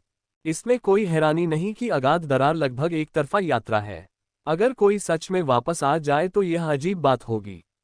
मेरे शरीर की ऊर्जा रहस्यमय तरीके से गायब हो रही है और मेरी आध्यात्मिक शक्ति मुझे कुछ घंटों तक भी जीवित रखने के लिए पर्याप्त नहीं है। अगर मैं मरता नहीं हूं तो इसका क्या फायदा? यदि आप तूफान प्रभावित समुद्री क्षेत्र में प्रवेश करते ही तुरंत वहां से निकल जाते हैं, तो संभवतः आप ठीक रहेंगे और सुरक्षित रूप से वापस लौट सकेंगे। लेकिन अगर हम गलती से इस वीरान जगह में फंस गए तो क्या होगा? हमारी मछली पकड़ने वाली नाव हिल भी नहीं सकती, इसलिए हम पल भर में भूख से मर जाएंगे। अगर हम तैरकर वापस भी आ गए तो भला कौन कुछ ही घंटों में हजारों मील तैरने की हिम्मत कर सकता है? कौन जाने तैरते तैरते भूख से ही मर जाएं। जब सार्थक ने आध्यात्मिक ऊर्जा से भरपूर शरीर को वापस खींच लिया तो कुछ ही समय बाद भूख लगने की अनुभूति फिर से लौट आए। हालांकि सार्थक ने फिर भी कुछ नहीं खाया, बल्कि ये देखने के लिए इंतजार किया कि वह कितनी ऊर्जा सहन कर सकता है। परिणामस्वरूप सार्थक 2 घंटे से अधिक समय तक टिक नहीं सका। उसने लापरवाही से सूखी मछलियों का एक गुच्छा निकाला और उन्हें अपने मुंह में ठूंस लिया। सार्थक का इरादा तो खाना पकाने का था, लेकिन उस जर्जर छोटी नाव पर चिपचिपी समुद्री शैवाल को देखकर उसकी भूख मर गई और उसने अंततः सूखी छोटी मछली खा ली। अगर सारे उपाय विफल हो जाएं, तो उसके पास अभी भी पीले रक्त समुद्री खीरे का एक टुकड़ा है जिसे उसने अभी तक खाया नहीं है। बस उसका एक टुकड़ा ही उसके लिए आधे दिन का काम चला देगा। ...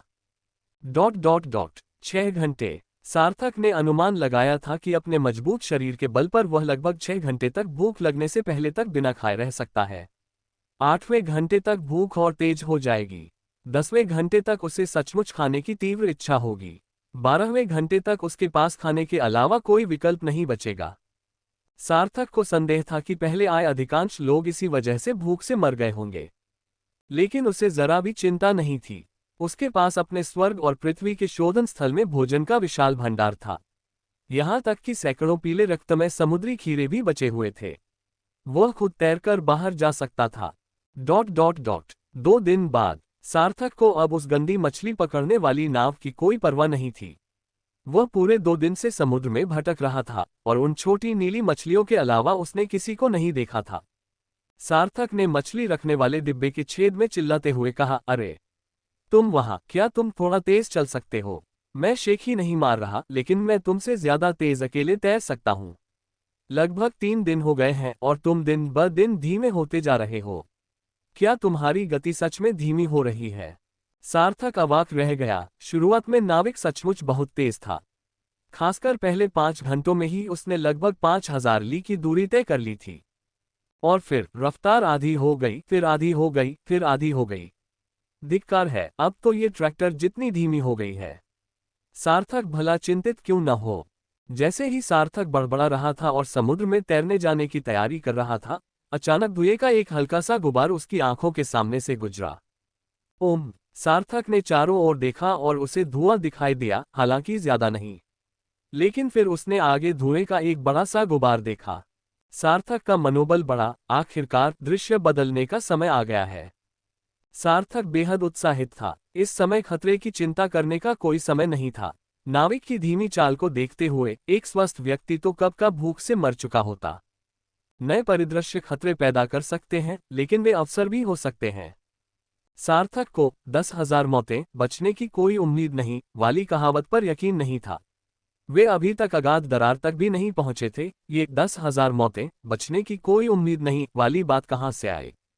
आधी अगरबत्ती जलने के बराबर समय बीतने के बाद परित्यक्त मछली पकड़ने वाली नाव धीरे धीरे घने कोहरे में प्रवेश कर गई। सार्थक ने पाया कि दृष्टि का क्षेत्र वास्तव में काफी अच्छा था। वह लगभग 20 मीटर की दूरी तक देख सकता था। धड़ाम! कोहरे में प्रवेश करने के कुछ ही समय बाद सार्थक को प्लॉप प्लॉप की आवाज सुनाई दी। वह तुरंत समझ गया कि यह समुद्र की सतह पर उछलती हुई छोटी नीली मछलियों की आवाज है। हालांकि कोहरे में उनकी उछल कूद की आवृत्ति और भी अधिक थी। वे कई 100 मीटर तक चले। सार्थक ने अचानक मछली पकड़ने का कांटा ऊपर खींचा और वह फूश की आवाज के साथ बाहर निकल गया। जब उसने अपनी मछली पकड़ने वाली लाइन को खींचा तो उसने हुक पर पंखों वाला एक हल्के पीले रंग का कीड़ा देखा। जानकारी आंखों में प्रदर्शित होती है। नाम पीले पंखों वाला उड़ने वाला कीट। विवरण: यह एक प्रकार का कीड़ा है जो समुद्र की सतह पर रहता है। यह ऊर्जा और मृत जीवों को खाता है, आक्रामक नहीं होता, लेकिन जब ये किसी व्यक्ति पर बैठता है तो उसे डंक मारता है और उसकी ऊर्जा सोख लेता है। ये बेहद मूर्ख होता है और इसमें बदला लेने की भावना नहीं होती। ये समुद्र में पाई जाने वाली कुछ मछलियों का पसंदीदा चारा है। रैंक 12, गुणवत्ता दुर्लभ, आध्यात्मिक ऊर्जा से भरपूर 92 बिंदु। उपभोग के प्रभाव: उपभोग के लिए नहीं, अवशोषक। वाह, दिलचस्प चारा भी है। क्या ऐसा हो सकता है कि दाव इन 3 दिनों तक इनामों के लिए जिंदा रहा हो? सार्थक ने तुरंत पीले पंखों वाले कीड़े को अपने मछली पकड़ने वाले कांटे में फंसाया, उसे पानी में फेंक दिया और मछली पकड़ना शुरू कर दिया। मछली पकड़ने के लिए किसी भी कौशल की आवश्यकता नहीं थी। कांटे पर चारा लगाने के 2 सांसों से भी कम समय में सार्थक को एक जोरदार झटका महसूस हुआ। वूश! पलक झपकते ही सार्थक ने अपनी हथेली के आकार की एक छोटी नीली मछली पकड़ ली। छोटी नीली मछली को अचानक फटने से रोकने के लिए सार्थक ने स्पिरिचुअल एनर्जी सर्जिंग बॉडी को भी सक्रिय कर दिया। हालांकि इस बार सार्थक हैरान रह गया। अप्रत्याशित रूप से छोटी नीली मछली फटी नहीं, बल्कि उसने सिर्फ अपनी पूंछ पटकी और उसका गोल पेट काफी हास्यास्पद लग रहा था। सार्थक ने हथेली के आकार की मछली को बार बार पलटा। देखने में वह आम मछलियों से अलग नहीं लग रही थी, सिवाय इसके कि वह पूरी तरह नीली थी। उसके पंख सुंदर थे और उसका मुंह नुकीला था। उसमें कोई खास विशेषता नहीं दिख रही थी। सार्थक कुछ सोच रहा था, क्या वह इस छोटी मछली को खा सकता है? उसे इसे खाने में झिझक हो रही थी। आखिर यह नीला था, वह इसे ब्लूबेरी की तरह तो खा नहीं सकता था, है ना? कल्पना कीजिए, मुंह भर नीला खाकर फिर जीभ बाहर निकालना, क्या यह डरावना नहीं होगा?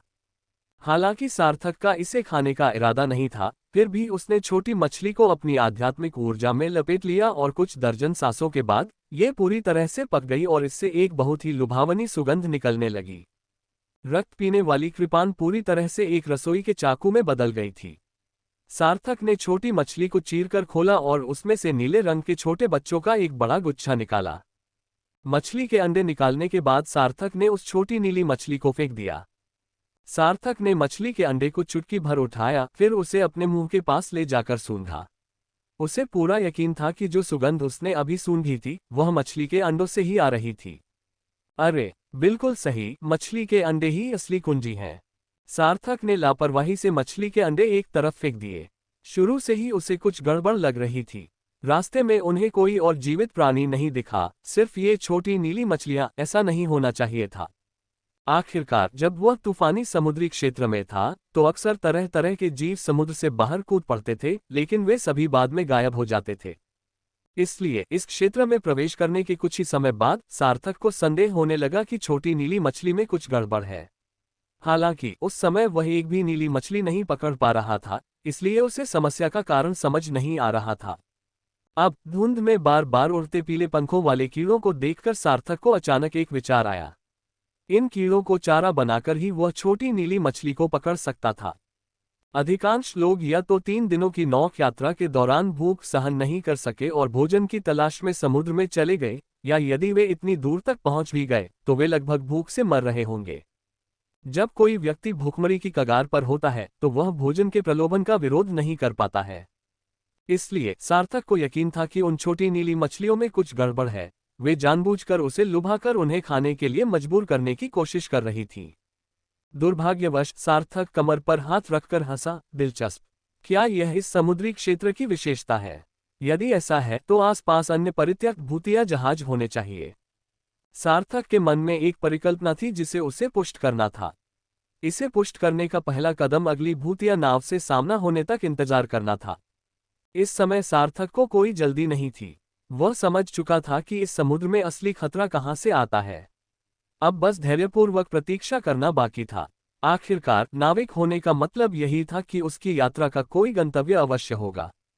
निश्चित रूप से सार्थक ने एक बड़ा बर्तन निकाला, एक पीला रक्त समुद्री खीरा लिया, उसे काटा और हरे प्याज, तेल, नमक और स्पिरिट फ्रूट के साथ तैयार किया। उसे जो कुछ भी चाहिए था वह सब तैयार था। उसने प्रतीक्षा करते समय खाने की योजना बनाई थी। अध्याय 488 कई वर्षों तक गायब रही ड्रैगन नाव। कोहरे वाले क्षेत्र में प्रवेश करने के 6 घंटे बाद सार्थक का सामना एक और भूतिया जहाज से हुआ। उसी क्षण सार्थक फिर से पानी में कूद गया। जैसा उसने अनुमान लगाया था, इस भूतिया जहाज के नीचे एक और भूतिया नाविक था। हालांकि ये भूतिया जहाज बाहर की ओर जा रहा था। सार्थक ने अनुमान लगाया कि शायद यह इस क्षेत्र में आने वाले अगले इंसान का इंतजार कर रहा था। इस तरह सार्थक को 2 दिनों के भीतर 7 ऐसे भूतिया जहाज मिले। उसने एक मछली पकड़ने वाली नाव पर मानव कंकाल भी खोजे। सार्थक ने अनुमान लगाया कि वह व्यक्ति भूतिया जहाज में आते जाते समय भूख से मर गया होगा। बाद वाला विकल्प अधिक संभावित था। यदि वह वही व्यक्ति होता तो पहुंचने पर भूख सहन नहीं कर पाता और तुरंत समुद्र तल में गोता लगा लेता, जिससे शायद उसे बचने का मौका मिल जाता। सार्थक ने यहां आते समय पानी में छलांग इसलिए नहीं लगाई क्योंकि उसे डर या खौफ था, बल्कि इसलिए कि वह जानता था कि अगर उसने ऐसा किया तो वह प्रेतवाहित नाविक उस परित्यक्त मछली पकड़ने वाली नाव को उठाकर ले जाएगा। क्या तब वह इस भयानक समुद्र में तैरते तैरते अपनी मौत को गले नहीं लगा लेगा? आखिर इस वीरान जगह में कौन जाने की पूर्व, पश्चिम, दक्षिण या उत्तर कौन सी दिशा है? अगर आप गलत दिशा में तैरने लगे तो फिर आप किसके पास जाकर रोएंगे? इस क्षण सार्थक बुदबुदाया, तुम कहाँ नहीं भाग सकते थे? यहाँ क्यों भागे? मुझे बस यही उम्मीद है कि तुम्हारा समुद्री कोष भोजन से भरा हो, वरना मुझे सच में नहीं पता कि तुम इतनी देर तक कैसे टिक पाते। दाओ। तीसरे दिन सार्थक समुद्री खीरे के चिप्स खा रहा है। इसे बनाने की विधि काफी सरल है। वह समुद्री खीरे को पतले टुकड़ों में काटते हैं, उन्हें विभिन्न मसालों के साथ एक बर्तन में डालते हैं और भाप में पकाते हैं ताकि उनमें स्वाद समा जाए। पूरी तरह पक जाने पर वह उन्हें बाहर निकालते हैं और अतिरिक्त पानी निकालने के लिए जल नियंत्रण तकनीक का उपयोग करते हैं और इस तरह समुद्री खीरे के चिप्स तैयार होते हैं। ऊर्जा की खपत करने वाले इस वातावरण में सार्थक ने खाने का ये तरीका अचानक ही सोच लिया था। आखिर मानव शरीर में संचित ऊर्जा की मात्रा सीमित होती है, लेकिन उसे आलू के चिप्स में बदलना एक अलग ही बात है। बस कभी कभार 2-3 चिप्स चबा लो, उन्हें ऊर्जा सोखने दो। वैसे भी मेरे पास तो बहुत सारे आलू के चिप्स हैं। बैंग बैंग, सार्थक के होठों के कोने अचानक सिकुड़ गए। उसने देख लिया था, असली तमाशा अब शुरू होने वाला था। Bang bang, knock bang. सार्थक ने जल्दी से आलू के चिप्स अपने मुंह में ठूंस लिए, 2 निवालों में खा लिए, अपनी बाहें मोड़ ली और दूर से किसी के आने का इंतजार करने लगा। सार्थक देख तो नहीं सकता था, लेकिन उसे पानी से अनगिनत मछलियों के उछलने की आवाज सुनाई दे रही थी। इस शोरगुल का स्रोत जरूर कोई बड़ा जहाज होगा। भन भन भन भन भन भन। उसी समय सार्थक ने ऊपर देखा और उसे बड़ी संख्या में पीले पंखों वाले उड़ने वाले कीड़े दिखाई दिए, जिनमें से कुछ उस पर भी आकर बैठ गए। हालांकि जब सार्थक की आध्यात्मिक ऊर्जा में हलचल हुई और उसने कीड़ों के एक झुंड को नष्ट कर दिया, तो पीले पंखों वाले उड़ने वाले कीड़े अब उसकी ओर ज्यादा नहीं उड़े। वाह, वूश! समुद्र का पानी उफान पर था और लहरें बड़ी होती जा रही थीं। सार्थक ने महसूस किया कि नाव के नीचे मौजूद प्रेतवाधित नाविक ने बल लगाना बंद कर दिया था और मछली पकड़ने वाली नाव स्वाभाविक रूप से रुक गई। इसके तुरंत बाद कुछ ही सांसों के अंतराल में सार्थक ने अपने पास से एक विशाल लकड़ी का तख्ता तेजी से गुजरते हुए देखा। अरे, ये तो ड्रैगन बोट है। हालांकि विशाल जहाज जीर्ण शीर्ण अवस्था में था, फिर भी सार्थक ने उसे पहचान लिया। सटीक रूप से कहें तो उसने लकड़ी के तख्तों पर बने परस्पर जुड़े हुए आत्मा संग्रहण सरणी को पहचान लिया। हालांकि आत्मा संग्रहण सरणी के बड़े हिस्से नष्ट हो चुके थे, फिर भी नक्काशी के निशान स्पष्ट रूप से दिखाई दे रहे थे। पुकारें! सार्थक ने अपना कांटा फेंका और महसूस किया कि वह ड्रैगन नाव पर आकर रुका है। वह नाव पर चढ़ा और कूदकर उसमें सवार हो गया। टकराना! जब सार्थक ड्रैगन नाव के डेक पर उतरा तो वह तुरंत भौहें सिकोड़ने लगा। सबसे पहले उसने अपने से कुछ ही दूरी पर डेक पर एक आंशिक रूप से सही सलामत कंकाल देखा। सार्थक टस से मज नहीं हुआ, बल्कि उसने आकाश की ओर देखा और दहाड़ा, झांग! जुबान! यू! सार्थक की आवाज दूर तक सुनाई दी, लेकिन इतनी दूर नहीं कि दर्जनों मील दूर तक सुनी जा सके। उसे इतनी जल्दी शांतनु के मिलने की उम्मीद नहीं थी, लेकिन वह कहाँ होने की सबसे अधिक संभावना थी। वह निश्चित रूप से इसी ड्रैगन नाव पर होगा। धड़ाम! क्लिक! सार्थक ने लकड़ी के टूटने की आवाज सुनी, उसके बाद कदमों की आहट सुनी और समझ गया कि कोई आ रहा है। जैसा कि उम्मीद थी, अभी भी लोग जीवित हैं। सार्थक के मन में यह सवाल उठा, ये लोग जीवित कैसे रहे? तर्क के अनुसार उनके पास खाने के लिए कुछ नहीं होना चाहिए। क्या दाव का अनुमान गलत था?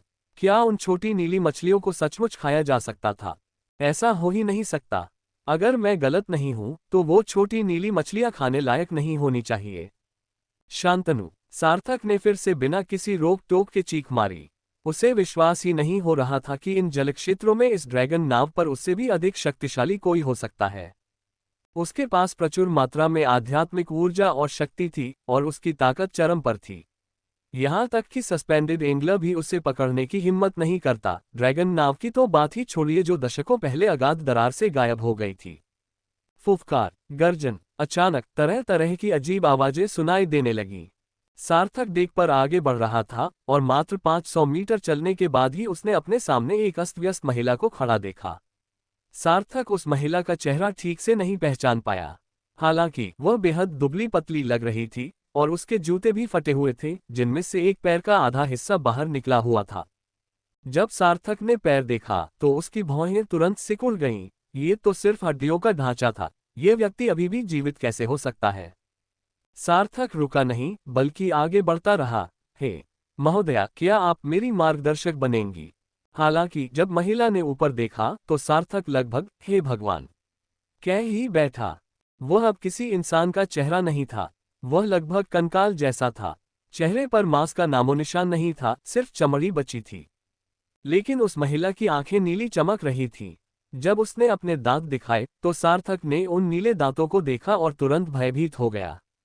अरे, क्या इन लोगों ने सचमुच छोटी नीली मछली खा ली? सार्थक ने भौहें चढ़ाईं, उसे पहले ही समझ जाना चाहिए था। सभी असंभवताओं को दूर करने के बाद जो भी शेष बचता, चाहे वह कितना भी असंभव क्यों न हो, वही उत्तर था। यहाँ भोजन के लिए केवल छोटी नीली मछली ही उपलब्ध थी और जीवित बचे इन लोगों ने निश्चित रूप से काफी कुछ खाया होगा। हालांकि यह उसके शुरुआती अनुमान से थोड़ा अलग था, लेकिन नतीजा लगभग एक जैसा ही था। सार्थक को यकीन नहीं था कि यह व्यक्ति पागल है या नहीं। सार्थक ने लापरवाही से पीले रंग का ब्लड सी कुकुम्बर आलू चिप्स उछाला। सार्थक पर ध्यान केंद्रित कर रही महिला ने चिप्स पर झपट्टा मारा और एक बड़ा टुकड़ा खा लिया। इसके तुरंत बाद महिला कांप उठी और थरथरा गई। सार्थक ने देखा कि आध्यात्मिक ऊर्जा की एक लहर उसके शरीर से गुजरी। टकराना। वह स्त्री तुरंत आगे बढ़ी। उसके नाखून बहुत पहले ही झड़ चुके थे, जिससे उंगलियों के नीचे की हड्डियां दिखाई दे रही थीं। इस अवस्था में भी वह युद्ध कौशल का प्रयोग करना जानती थी। जैसे ही वह सार्थक को छूने वाली थी, रहस्यमय तरीके से उसकी ठोड़ी पर एक खंजर प्रकट हो गया। सार्थक ने अपना सिर थोड़ा झुकाया और उसके हाथ में तैरती हुई ड्रैगन कृपान प्रकट हो गई। एक झटके में उसने उसे दर्जनों कदम पीछे धकेल दिया। बस बहुत हो गया, सार्थक ने ठंडे लहजे में कहा और उसकी तरफ एक और आलू का चिप्स फेंक दिया। लड़की, क्या तुम ठीक हो? क्या तुम बात भी कर सकती हो? सार्थक को संभालना मुश्किल देखकर महिला ने फिर से आलू के चिप्स पर झपट्टा मारा। सार्थक ने पुष्टि की कि पीले रक्त समुद्री खीरे के 2 चिप्स में मौजूद ऊर्जा दर्जनों नीली मछलियों में मौजूद ऊर्जा के बिल्कुल बराबर होती है। लेकिन तभी महिला के शरीर पर आध्यात्मिक ऊर्जा पुनः प्रकट हुई। इस बार सार्थक स्पष्ट रूप से देख सका कि उसकी त्वचा की झुर्रियों में थोड़ा सुधार हुआ था। ये देखकर सार्थक की आंखें चमक उठीं। ऐसा लग रहा था कि यह व्यक्ति अभी भी कुछ हद तक होश में है। Whoosh whoosh whoosh. सार्थक ने झटपट 3 और आलू के चिप्स निकाले, जिन्हें महिला ने झटपट अपने मुंह में डाल लिया। उसकी फुर्ती देखकर सार्थक अवाक रह गया। दुबली पतली काया के लिए इस तरह की हरकत करना नामुमकिन था। बस यही है, सार्थक ने उंगली से इशारा करते हुए कहा और आध्यात्मिक ऊर्जा का एक हल्का सा प्रवाह सीधे महिला के शरीर में प्रवेश कर गया। लेकिन अगले ही पल यह देखा जा सकता था कि महिला की उंगलियों की त्वचा तेजी से बढ़ रही थी और उसके शरीर का मांस और रक्त भी तेजी से बढ़ रहा था। ओह नहीं! सार्थक ने उस पर एक और दिव्य उपचार कला का प्रयोग किया। महिला सिहर उठी और उसके मुंह से धीमी सी आह की आवाज निकली। सार्थक ने हैरानी से कहा, तुम अभी भी बोल सकते हो, इसलिए लगता है कि तुम्हारे ठीक होने की अभी भी संभावना है। उस महिला ने बड़ी मुश्किल से सार्थक की ओर देखा और उसकी सूखी आंखों में एक हल्की सी चमक दिखाई दी। जाओ जाओ, सार्थक ने उसे 2 और चिप्स फेंके, फिर अपना सिर झुकाया और अपने शरीर को एक तरफ घुमाया और एक आकृति तेजी से उसके पास से गुजरी। सार्थक ने कोई हरकत नहीं की। ये लोग पहले से ही इतने दयनीय थे, वह इस समय उन्हें मारना नहीं चाहता था। हालांकि सार्थक ने कोई कदम नहीं उठाया, लेकिन महिला ने ऐसा किया। कुछ ऊर्जा पुनः प्राप्त करने के बाद महिला के पास लड़ने का मौका प्रतीत हुआ। कलाई की एक झटके से उसने अपनी तलवार हमलावर के हृदय में घोंप दी। सार्थक ने भौहें चढ़ाते हुए कहा, इसे क्यों मारना है? हालांकि महिला ने बड़ी मुश्किल से कहा, खाओ खाओ। अध्याय 489 भोजन का प्रलोभन। उस दुबले पतले आदमी को देखकर सार्थक ने भौहें चढ़ा ली, जिसका दिल उस औरत ने छेद दिया था। तुम्हारा मतलब नरभक्षण से है। हालांकि सार्थक अक्सर कहता था कि जब वह और रचित काले और सफेद अनित्यता की भूमिका निभाते थे तो वह लोगों को पकाकर खाता था, लेकिन ये सब एक अभिनय था। उस समय सार्थक को ये सुनकर रोंगटे खड़े हो गए कि ये लोग सचमुच इंसानों को खा रहे थे। इसमें कोई आश्चर्य की बात नहीं है कि जब मैं पहली बार जहाज पर चढ़ा तो मैंने जो कंकाल देखा वह इतना बुरी तरह से क्षत विक्षत था। पता चला कि सार्थक ने अपने आसपास की आवाजों को तेज होते हुए सुना और ऐसा लग रहा था जैसे कई लोग उनकी ओर दौड़ रहे हों। महिला को होश आ गया था, क्योंकि वह संघर्ष करती हुई प्रतीत हो रही थी। हालांकि जैसे ही दूसरों के कदमों की आहट स्पष्ट हुई, महिला अचानक सार्थक की ओर दौड़ पड़ी। सार्थक सोच रहा था कि आगे बढ़े या नहीं। इस महिला की ताकत तो शुरुआती स्तर की ही थी, जबकि उसने अभी अभी उसे कुछ आलू के चिप्स खिलाए थे। चूंकि सार्थक को चोट नहीं लग सकती थी, इसलिए उसने कोई हरकत नहीं की। अचानक महिला ने सार्थक को पकड़ा और ड्रैगन नाव के किनारे एक दरवाजे की ओर दौड़ पड़ी। ओम! सार्थक ने अभी तक ये तय नहीं किया था कि वह उस महिला के साथ जाए या नहीं। हालांकि महिला के इरादे बुरे नहीं लग रहे थे, इसलिए उसने उससे अलग होने की कोशिश नहीं की। वे दोनों कई बार इधर उधर मुड़े और जल्द ही खुद को पहली मंजिल पर एक सीढ़ी के पास एक केबिन के अंदर पाए। हालांकि 3 कंकालनुमा आकृतियां उनकी ओर दौड़ीं। उनमें से एक महिला थी, जिसका एक हाथ नहीं था। सार्थक को देखते ही तीनों ने सहज रूप से अपने हथियार निकाल लिए। हालांकि वे पागल लग रही थीं, लेकिन उनकी लड़ने की प्रवृत्ति अभी भी बरकरार थी। इसके अलावा ये स्थान केवल भूख पैदा करता है, लेकिन दुनिया में आध्यात्मिक ऊर्जा की कोई कमी नहीं है। इसलिए युद्ध में ये लोग आध्यात्मिक ऊर्जा का विस्फोट भी कर सकते हैं। अहो! सार्थक को पकड़े हुए महिला ने तीनों पुरुषों पर दहाड़ मारी। उसी समय उसके खंजर से दर्जनों प्रकाश की चमक निकली। दुर्भाग्य से उसकी ताकत पूरी तरह से वापस नहीं आई थी और इस स्थिति में वह तीनों का मुकाबला करने में असमर्थ थी। ये देखकर सार्थक ने लापरवाही से एक मुक्का मारा। सुनहरे मुक्के का निशान हवा में फट गया, जिससे तीनों प्रतिद्वंद्वी हवा में उड़ गए। सार्थक ने उन्हें मारा नहीं, उसने बस उन्हें धक्का देकर दूर कर दिया। हालांकि उनके पीछे भागने की आवाज तेजी से बढ़ती गई, मलबा पलट गया और जोरदार गर्जनाएं सुनाई देने लगीं। ये देखकर सार्थक अवाक रह गया। जैद, अगर तुम इस जहाज पर होती तो कम से कम मुझे कोई जवाब तो देती। भयभीत महिला ने सार्थक को पकड़ा और ऊपर की ओर भागती रही। हालांकि चारों ओर से और भी लोग इकट्ठा होते चले गए। जब तक वे ड्रैगन बोट के दूसरे तल के मध्य तक पहुंचे, तब तक सैकड़ों लोग उन्हें चारों ओर से घेर चुके थे। सार्थक ने थोड़ा सा भौहें चढ़ाईं, हाथ हिलाया और 100 से अधिक आलू के चिप्स फेंक दिए। खाना देखकर ये लोग बिल्कुल पागल हो गए। गर्जन, टकराना, चट्टान, ये लोग आपस में टकराए, एक दूसरे से लड़े और यहां तक कि मारपीट तक कर बैठे। पीले रक्त वाले समुद्री खीरे में कितनी ऊर्जा होती है। यहाँ मौजूद सभी लोग तीसरे स्तर के मछली पकड़ने के क्षेत्र से हैं, इसलिए जाहिर है कि वे इसे महसूस कर सकते हैं। सार्थक को खेद का अनुभव हुआ। ये लोग आपस में लड़ रहे थे, खाने के लिए हाथापाई कर रहे थे। कुछ लोग जो और मोहरे नहीं पकड़ पाए थे, उन्होंने सार्थक पर फिर से हमला कर दिया। Boom boom boom! सार्थक की मुठ्ठियां सुनहरी रोशनी से चमक रही थीं, हर मुक्के से औरतें हवा में उड़ रही थीं। फिर उसने उस औरत को पकड़ा और भागते हुए पूछा, मुझे कहाँ ले जा रही हो? सबसे ऊपर वाली मंजिल पर। सार्थक उस महिला से कहीं अधिक तेज था। ये तो कोई नहीं जानता कि उसने कितने लोगों को मार गिराया, लेकिन जब सार्थक तीसरी मंजिल के केबिन में पहुंचा तो वह केबिन के अंदर नहीं दौड़ा, बल्कि डेक की ओर भागा। बूम! सार्थक ने ड्रैगन नाव की बाहरी दीवार में एक बड़ा छेद कर दिया। वह दहाड़ा, शांतनु बाहर आओ, या तो चिल्लाओ और मैं तुम्हें ढूंढने आऊंगा, या फिर ऊपर वाली मंजिल पर आकर मुझे ढूंढो। बस यही है, सार्थक ने अपना हाथ घुमाते हुए और मछली पकड़ने वाली छड़ी को सीधा ऊपर की ओर फेंकते हुए कहा। ऊपर पहुंचने से पहले ही सार्थक को अचानक अपनी बाह में तेज दर्द महसूस हुआ। नीचे देखने पर उसने पाया कि जिस महिला को वह उठाए हुए था, वह उसकी बाह को काट रही थी, मानो वह फिर से बेहोश हो गई हो। धत्तेरी की! सार्थक अवाक रह गया। क्या तुम्हें लगता है कि तुम्हारे दांत सर्वोच्च श्रेणी के हैं? आध्यात्मिक शक्ति! क्या तुम मुझे भी खाना चाहते हो? Swish swish! सार्थक जल्दी से ड्रैगन नाव के शिखर पर पहुंच गया। महिला ने सार्थक पर हमला करना शुरू कर दिया था और एक खंजर उसकी छाती में घुस गया।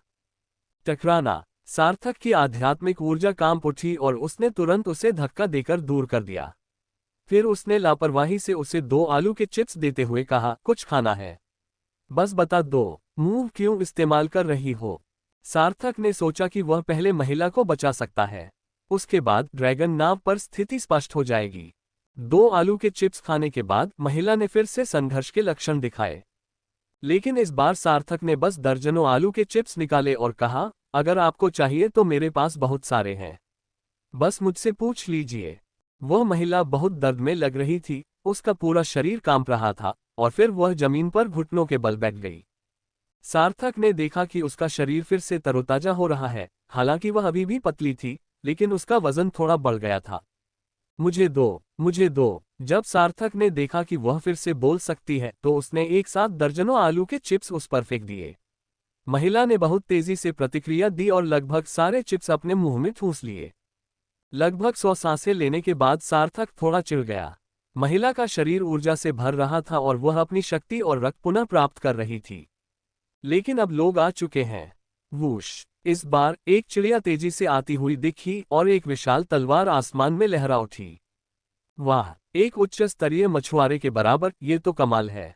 कोहरे में सार्थक ने आसानी से आध्यात्मिक ऊर्जा के तीरों और आकाश में लहराती हुई विशाल तलवार को रोक दिया, फिर अचानक चिल्लाया, बाहर निकलो! क्या इस जहाज पर कोई होश में है?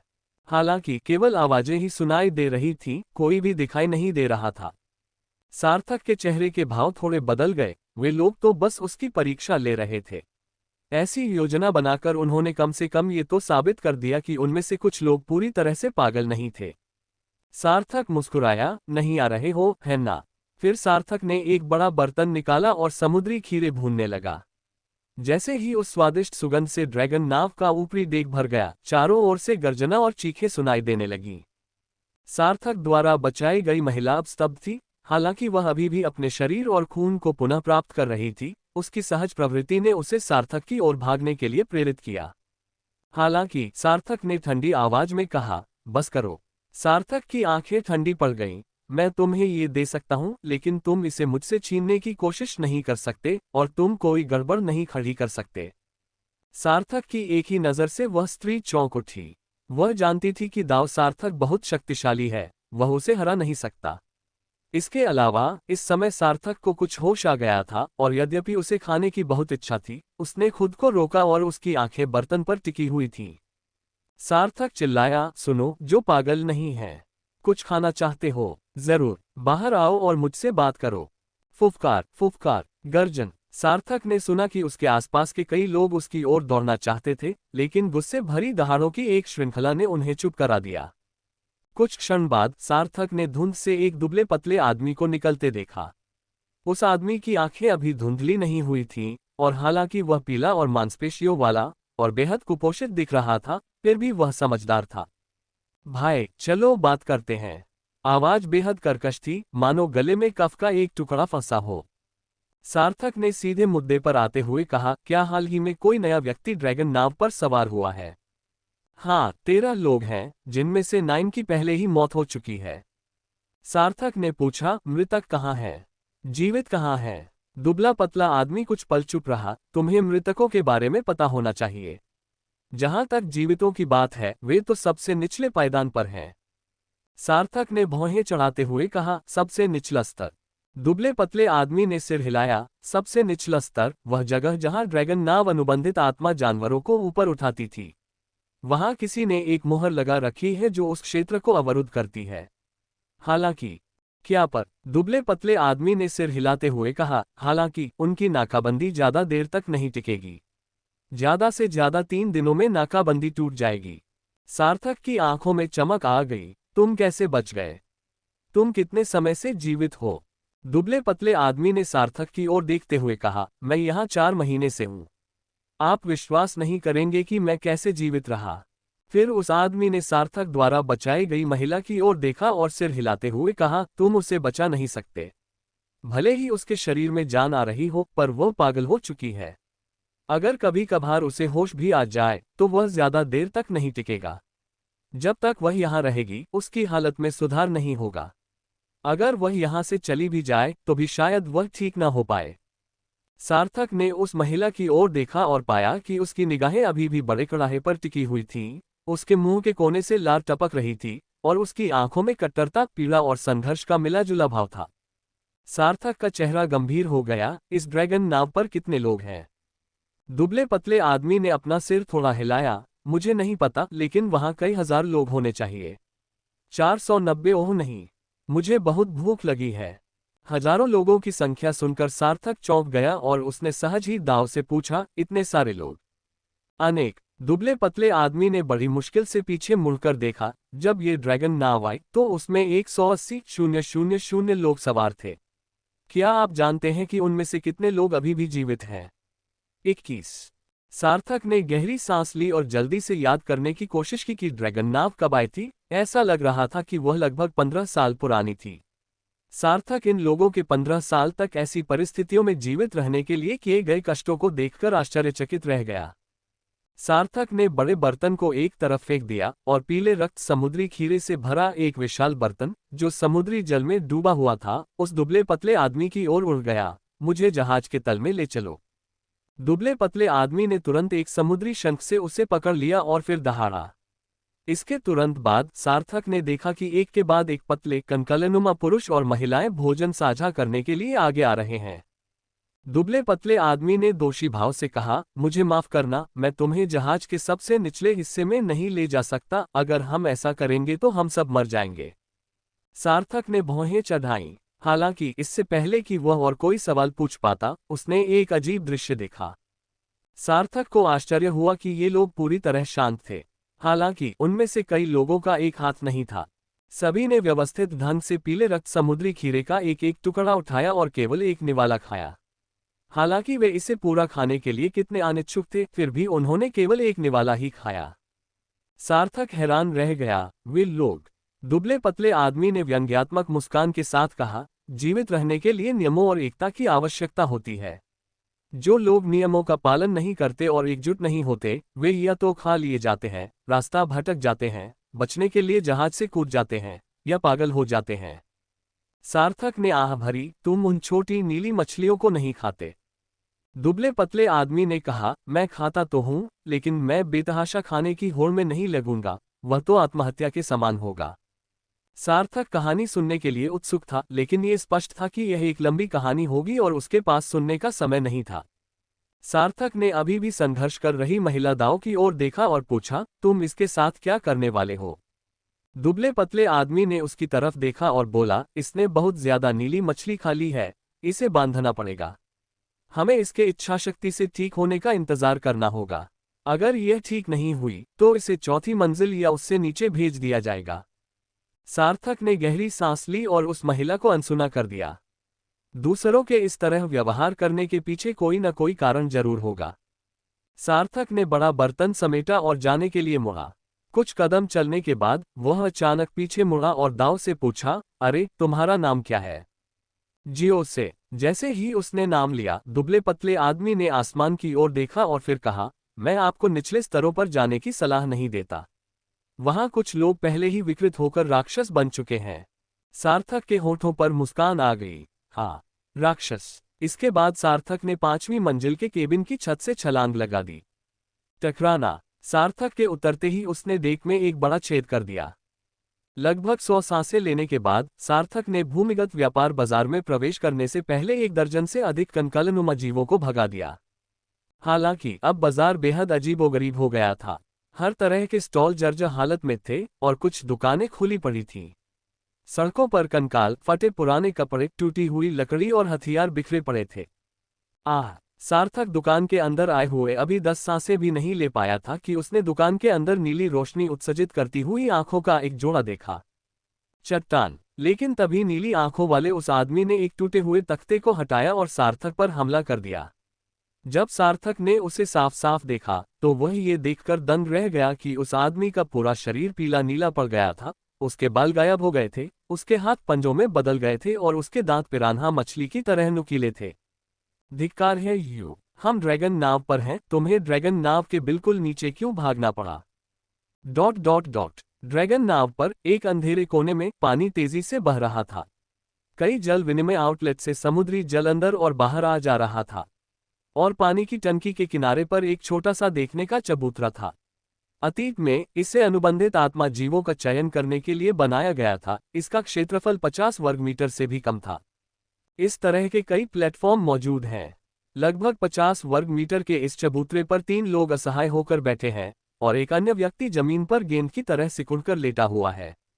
उनके शरीरों के चारों ओर एक अजीबोगरीब जाल जैसी बाधा थी। बाधा के बाहर कभी कभी नीले रंग के परग्रही जैसे दिखने वाले अजीबोगरीब इंसान उससे टकरा जाते थे। बूम बूम बूम, उनमें से एक महिला ने कड़वी मुस्कान के साथ कहा, हम सचमुच बदकिस्मत हैं। अगर हमें पता होता कि दाऊ की मृत्यु निश्चित है तो हम शुरू से ही उनसे लड़ते।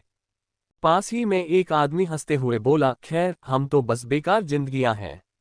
हमने कुछ बड़ा काम किया है, हम तो ढलान को भी पार करने में कामयाब हो गए। मैं संतुष्ट हूं। महिला ने जमीन पर लेटे हुए व्यक्ति पर एक नजर डाली, फिर सुंदर युवक दाऊ की ओर देखा और बोली, शांतनु, हम दोनों मरने वाले हैं। क्यों न हम बूढ़े वान को बाहर निकाल दें और कुछ दिन अकेले बिताएं। वह सुंदर युवक चुप रहा, जबकि उसके बगल में खड़ा व्यक्ति गुस्से से चिल्लाया, सन रुओरुओ, क्या तुम चाहते हो कि मैं जल्दी मर जाऊं? सुन रुओरुओ नाम की उस लड़की ने अपने बालों को संवारा, जिससे उसका बेहद खूबसूरत चेहरा सामने आया।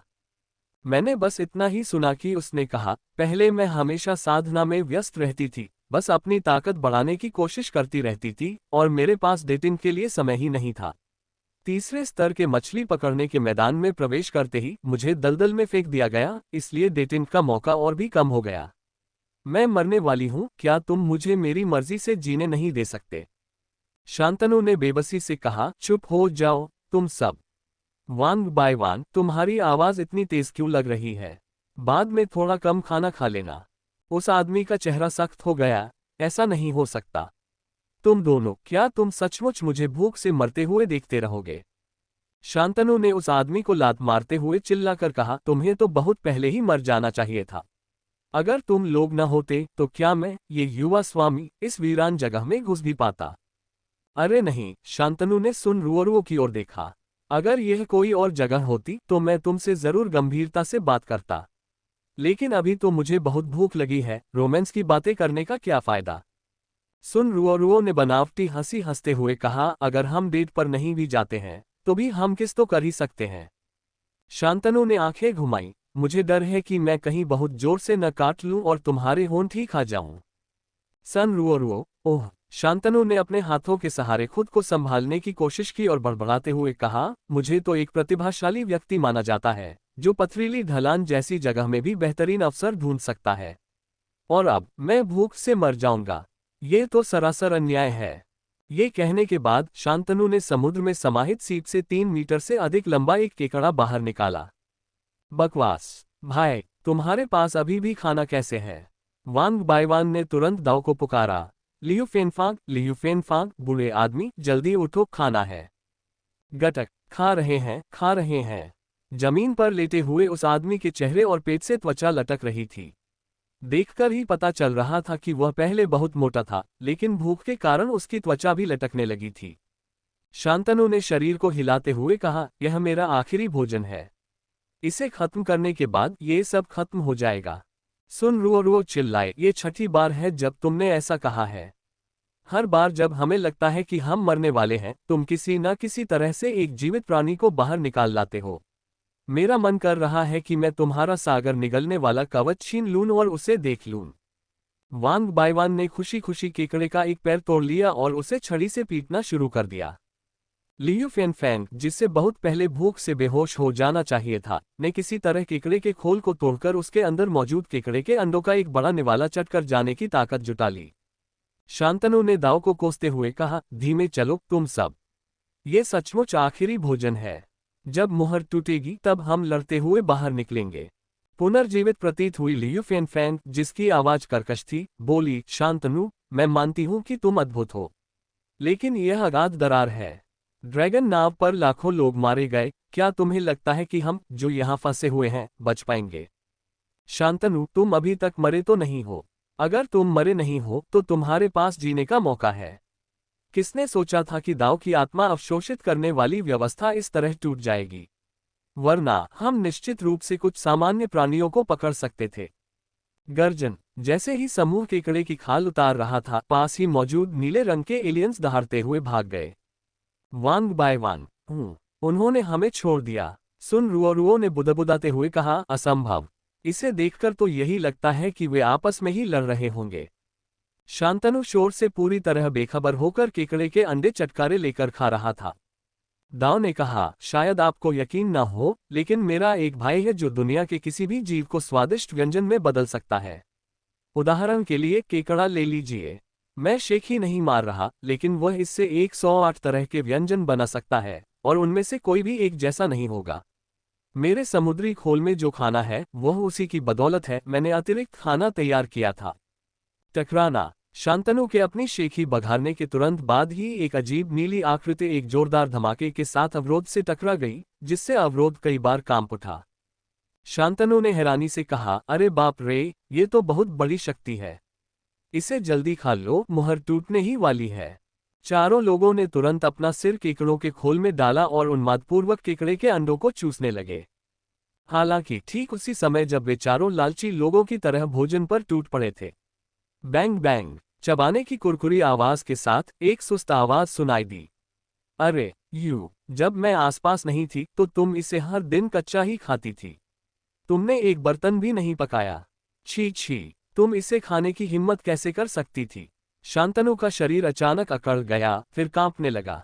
उसे अपना सिर घुमाने में 10 सांसें लग गईं और बड़ी मुश्किल से उसकी आंखों से आंसू बहने लगे। आओ नहीं, मुझे बहुत भूख लगी है।